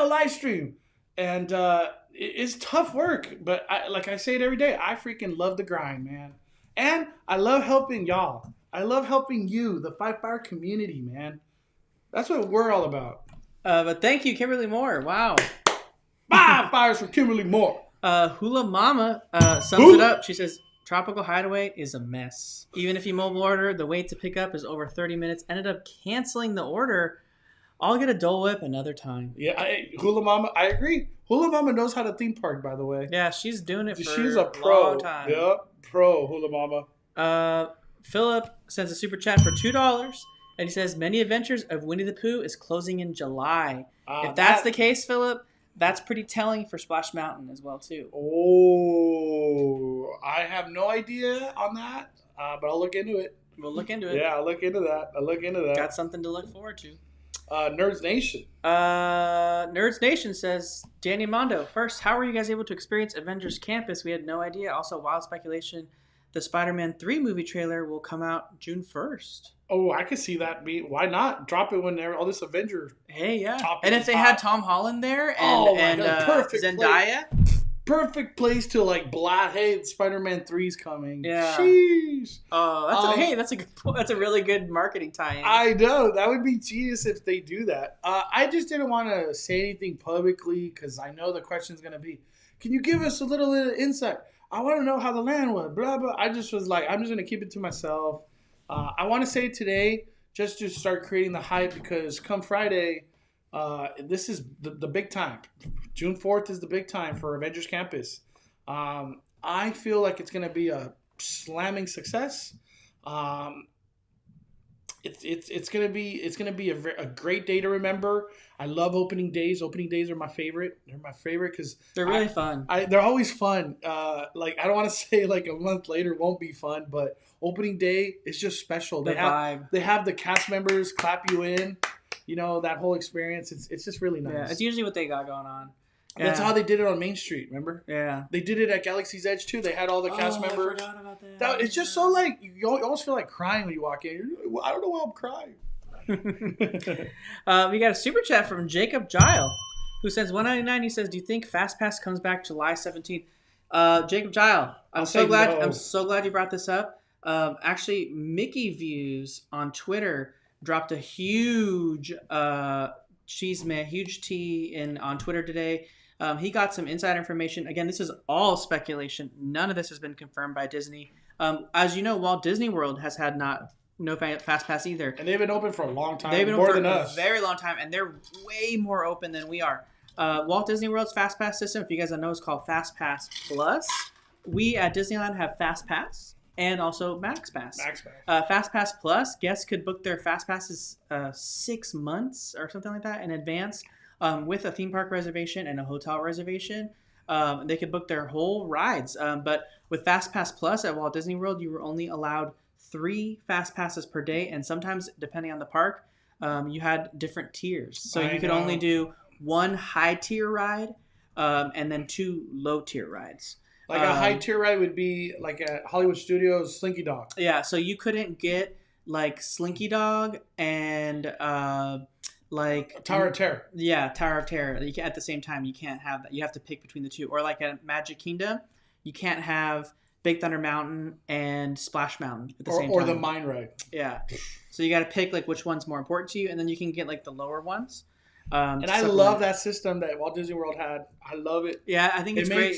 It makes you plan because it's all about planning at Walt Disney World. Mm-hmm. You already know in the back of your mind when you have the Fast Pass Plus that I'm getting on Slinky Dog when I go that day. Yeah. Oh, it's 60 days out. 60 days out. 60 days. Okay. But yeah, so so Mickey Views on Twitter actually dropped that they might be bringing their Fast Pass back, but it's going to be pay tier. And it's going to be, and that the new name for the system is going to be called Lightning Pass. What? So Lightning Pass, and that's, super easy for them to throw a lot of marketing up around Lightning McQueen. And at the entrance of every ride, they can, instead of saying Fast Pass Plus, they could say Lightning Pass, and they can have a little Lightning McQueen there. I mean, that's so easy for them to just market the heck out of this with Lightning McQueen being the head of that. But Lightning Pass. Oh, Lightning? Yeah. I was thinking Incredibles for some reason. No, Lightning McQueen. There's Lightning McQueen. Okay. So it's called Lightning Pass, is rumored, and it's Mondo's gonna pull it up right now. Here we go. Oh, is it an article? It's a YouTube video. Oh, it's a YouTube video. Okay. Yeah, but Lightning Pass is the official name. Rumor. It's all rumor. For their Fast Passes coming back, and it would be a paid tier option. I think people give Disney a lot of they get Disney mad. Like, they get mad at Disney if Disney's trying to do a paid tier, but Disney's the only park that doesn't do a paid tier for their Fast Pass system. It's always been free. Max Pass is paid, but you're only paying to do it from your phone, but you can have the same experience in person that the other person have. The only thing is you're just paying for convenience. So it really wasn't a paid tier percent, but like Universal Express Pass is really expensive. And the fast lane at Knott's Berry Farm, that's even more expensive. I think it's like $225 or $250 for one day. Yeah, and then and the reason I remember, I not that I complained, but I was at guest relations at Knott's. Why is it so expensive? It's like 3 annual passes. And she said, if everybody could afford it, everybody would do it. And then what would be the point of it? And I said, well played. Yeah. So that the reason why we brought that up is because who knows? Like, if Disney World's going to test their Fast Pass system coming back with a paid system called Lightning Pass, maybe Disneyland will eventually bring theirs back. I mean, we saw the removal of the Fast Pass machines over at Guardians of the Galaxy Mission Breakout. Their Fast Pass machines are gone now. The Fast Pass machines for Radiator Springs Racers have been removed because they were where the Spider-Man ride is, and that's now there on top of it. And then you've got a new attraction, Spider-Man Web Slingers, which I'm sure probably has a Fast Pass queue in it. They're just probably obviously not using it right now.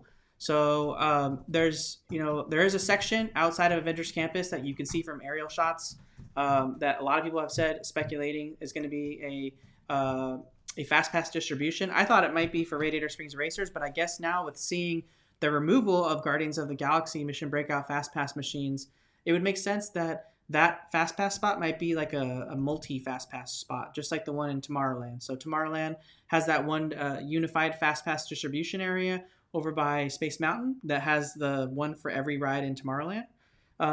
This one here in front of Avengers Campus could be for like Guardians, Web Slingers, and like Radiator Springs Racers. So that could be an option. And then maybe Disneyland brings back their Fast Pass system as a paid option too. Someone's saying real quick that we're out of touch with Walt Disney World info. We're not at Walt Disney World. We could only really go over what we have experienced on our trips, which I was there in February, and there's no Fast Pass. So that's the real info on Walt Disney World. But somebody said this isn't 100% right. After you use 3 passes, you can book any slots while in the park. Yeah, we didn't talk about that. We're just saying initially you can only book 3. Let's talk the real talk. Nothing is confirmed because everything could change and nothing is the same, which it was pre-pandemic. So for anything that's coming in the future, it is what it is. It's going to be whatever that is. Yeah. Just because it was pre-pandemic doesn't mean it's going to come back. Like here in California, I don't think we get Fast Passes for free ever again. I really don't think so, because the whole Disney and the way things are going, you could get Max Pass if you want. You're gonna have to pay for it. What happened to the Fast Pass machines in front of Mission Breakout? They're gone. That's what happened to them. They're gone, and I don't think they're coming back. Yeah, there's no way that they're refurbishing those machines for Mission Breakout. They're just like, I just don't see it. Yeah, but yeah, and I could see, it all goes together too, in regards to, like the fast passes at Walt Disney World, as far as like potentially having a paid tier, or being only pay. It's because Disney's trying to throw into a lot more like experiences for PhotoPass, like the magic shots, and then like the I forget what the new shot they were doing for the 3D at like Animal Kingdom. Yeah. But they could easily do a package that's kind of like what Disneyland's was, where it was the Fast Pass and the PhotoPass lumped together as one, and then they could do that at Disney World too, and get you to pay for Fast Pass and PhotoPass together. People would totally add that onto their vacation package, and like I mentioned, Disney was the only theme park that's not paying for that, right? They're not charging for that right now. So it wouldn't surprise me if they were charging for that, because they're the only ones that aren't. And it was weird to me that it was always a free service. But I understand the logic behind it, because the idea of Fast Pass was that it got you out of line to spend money doing other things. And so that makes more out of your time. Yeah, make more out of your time. So like their logic was, if you weren't waiting in line, you might be shopping and you might be buying food. And so, which is true. That's a very big. So they're kind of making money in that way. But we got Isabel asked, "Are you able to get boarding group for both Indiana and Rise at the same time in the morning?" I answered this earlier, but I'll answer it again without a doubt, because I know this is a popular question now. You cannot get the boarding groups at the same time. You have to do one after another. So definitely do Rise first, which is 7 a.m. And from my experience, you cannot get your Indiana Jones boarding group until you sign into Disneyland. So as soon as you walk into Disneyland, boom, get on the phone, get that boarding group for Indiana Jones, and then you should be on the ride hopefully soon after. If you haven't seen my vlog on Disneyland, I did do a vlog on Disneyland, I think this week, going over the whole Indiana Jones virtual queue experience. Definitely check it out, but I'll give some insight on it now. You're still being queued at Jungle Cruise, and my experience after my boarding group was called was less than 20 minutes, and I loved it. There's still plexiglass being used on Indiana Jones, so I just want to throw that out there. If you sit in the back, I feel like it doesn't take away from the ride, but I do want to say this, and I don't care what anybody says.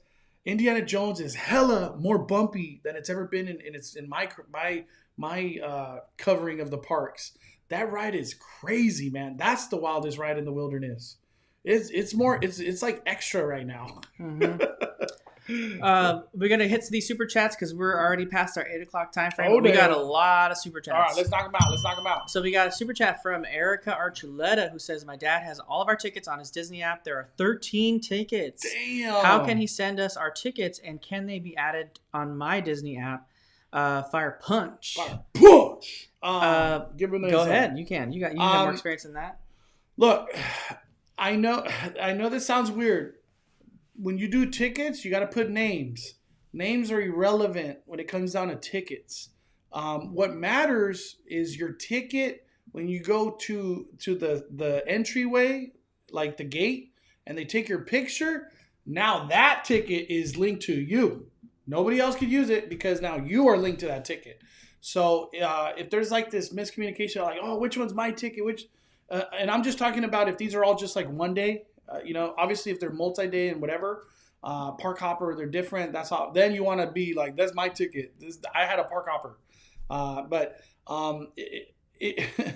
I think the best thing to do right now is write down all the ticket numbers and then organize it, because that's a lot of tickets to be like taken care of, or no, to keep track of.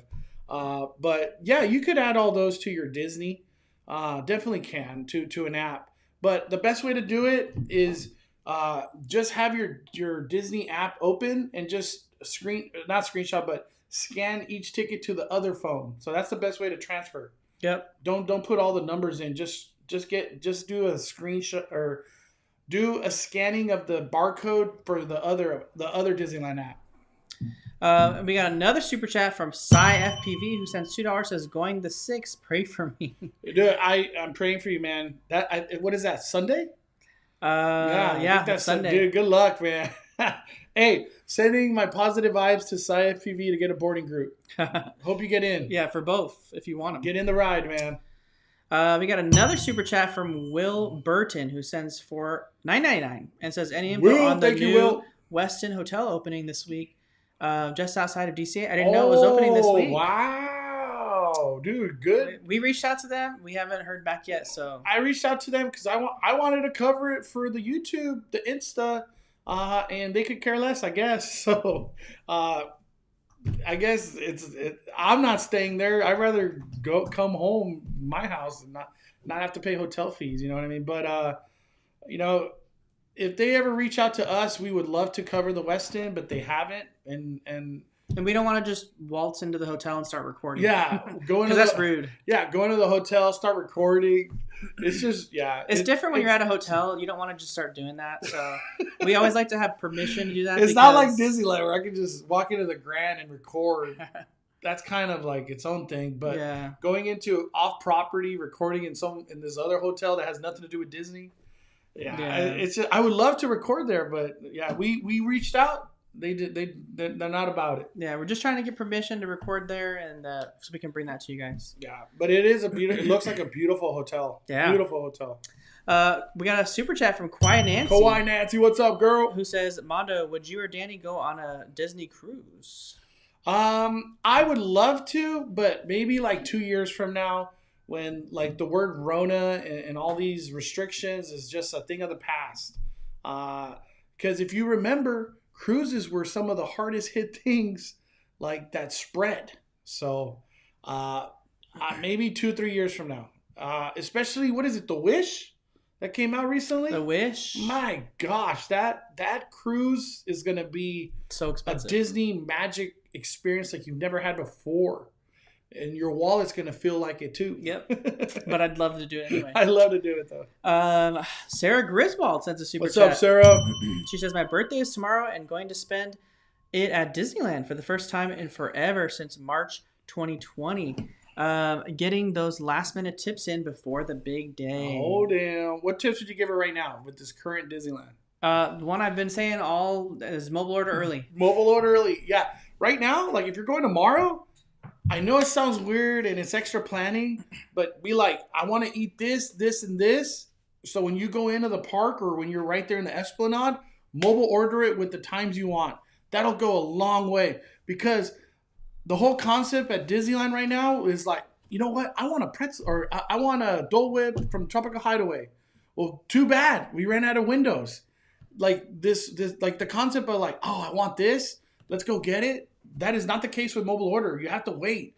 So if you plan out like, hey, I want this at 11, this at 1, this at 2, this at 5, you could do that at your will because you have all the mobile order windows at your disposal. Another thing, if you're trying to do Space Mountain, do it first thing in the morning because damn, that line gets crazy. Yep. We got another super chat. And one more tip. Wait for Fantasyland for the evening. It dies down tremendously in the evening. Oh, good tip.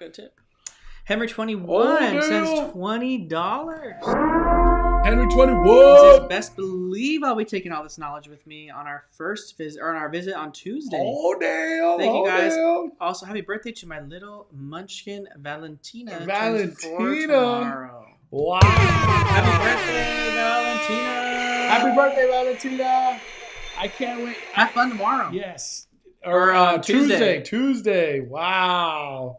Dude, that's amazing. Birthday and Disneyland is the best combo.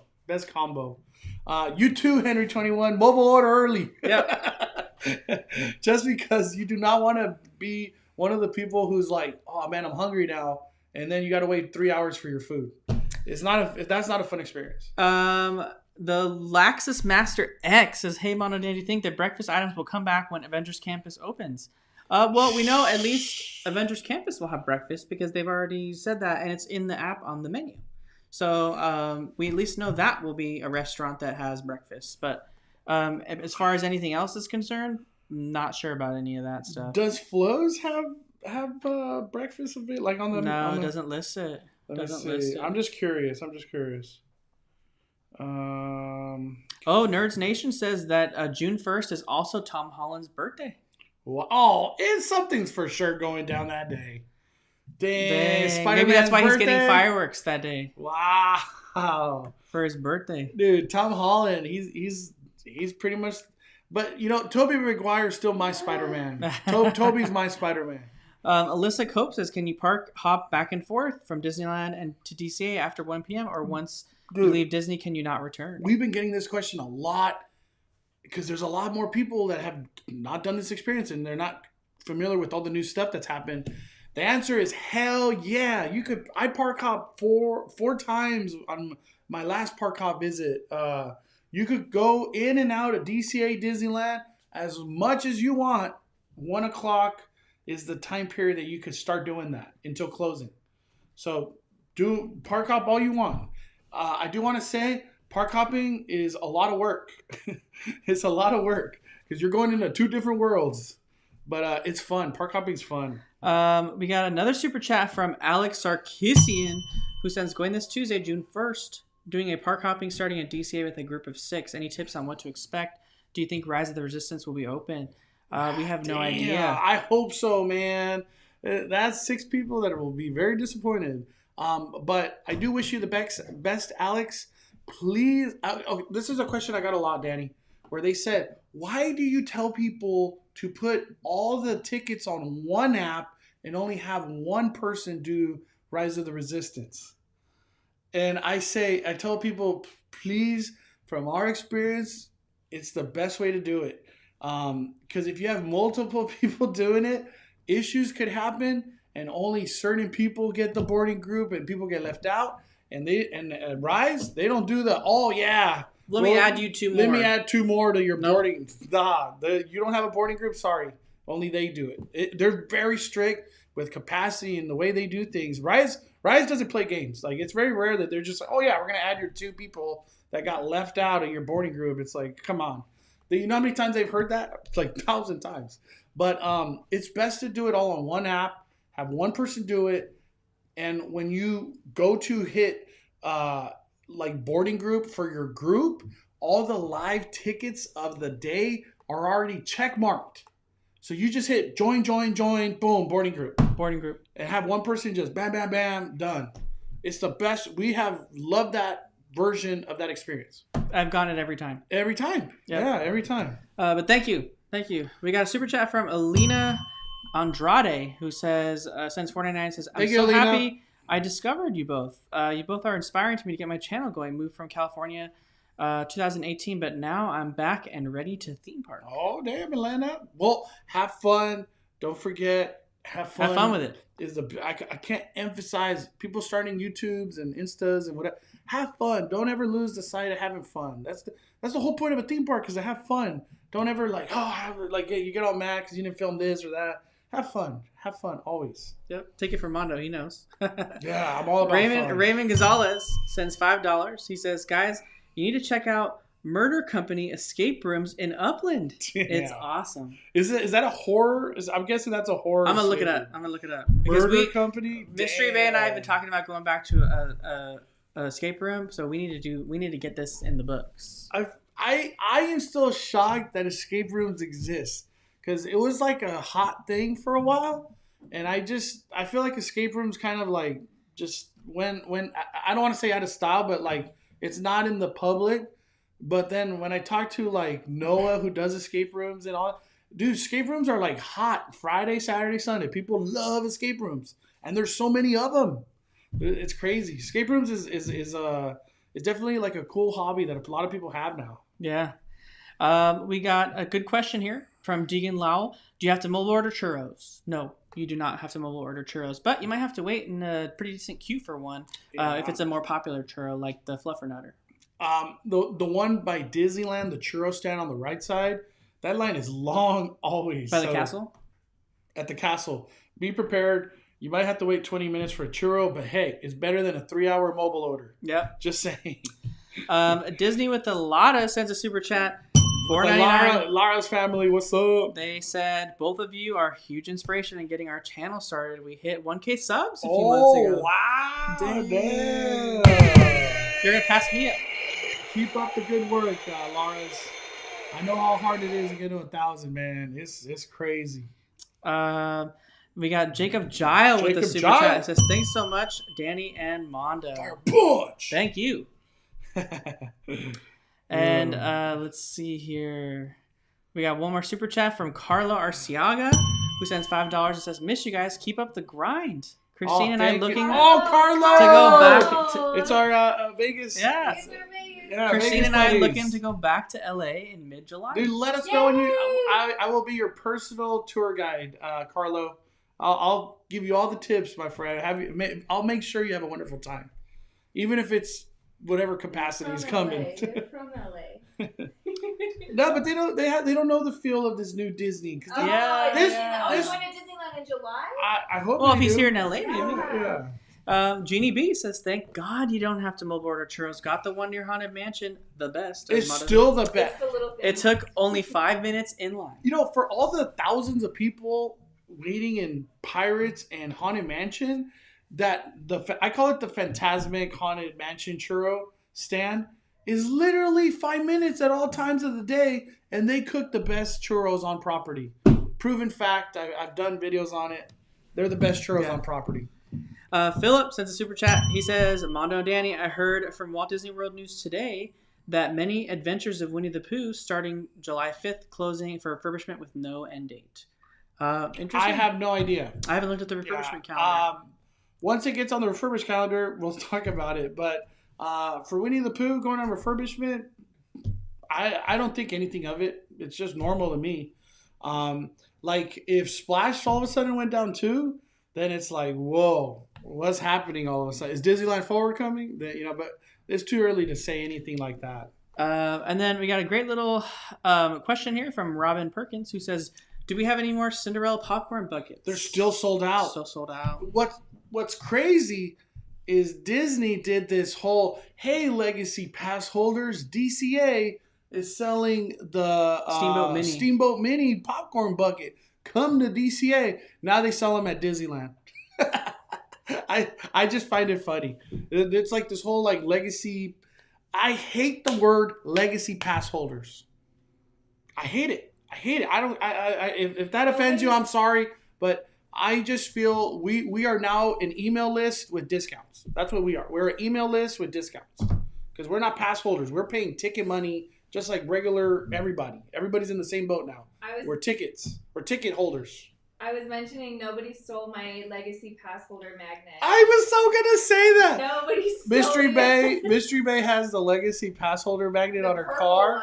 The purple. No one's stolen it.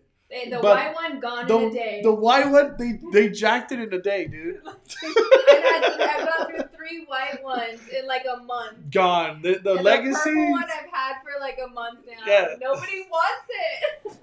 I don't want it either, man. I just don't own up the whole, like, as me, I don't attach myself to Legacy. It's just, but I do want to say this. I am very appreciative that Disneyland still allows people to get discounts. That's a true blessing because ain't none of us making payments no more.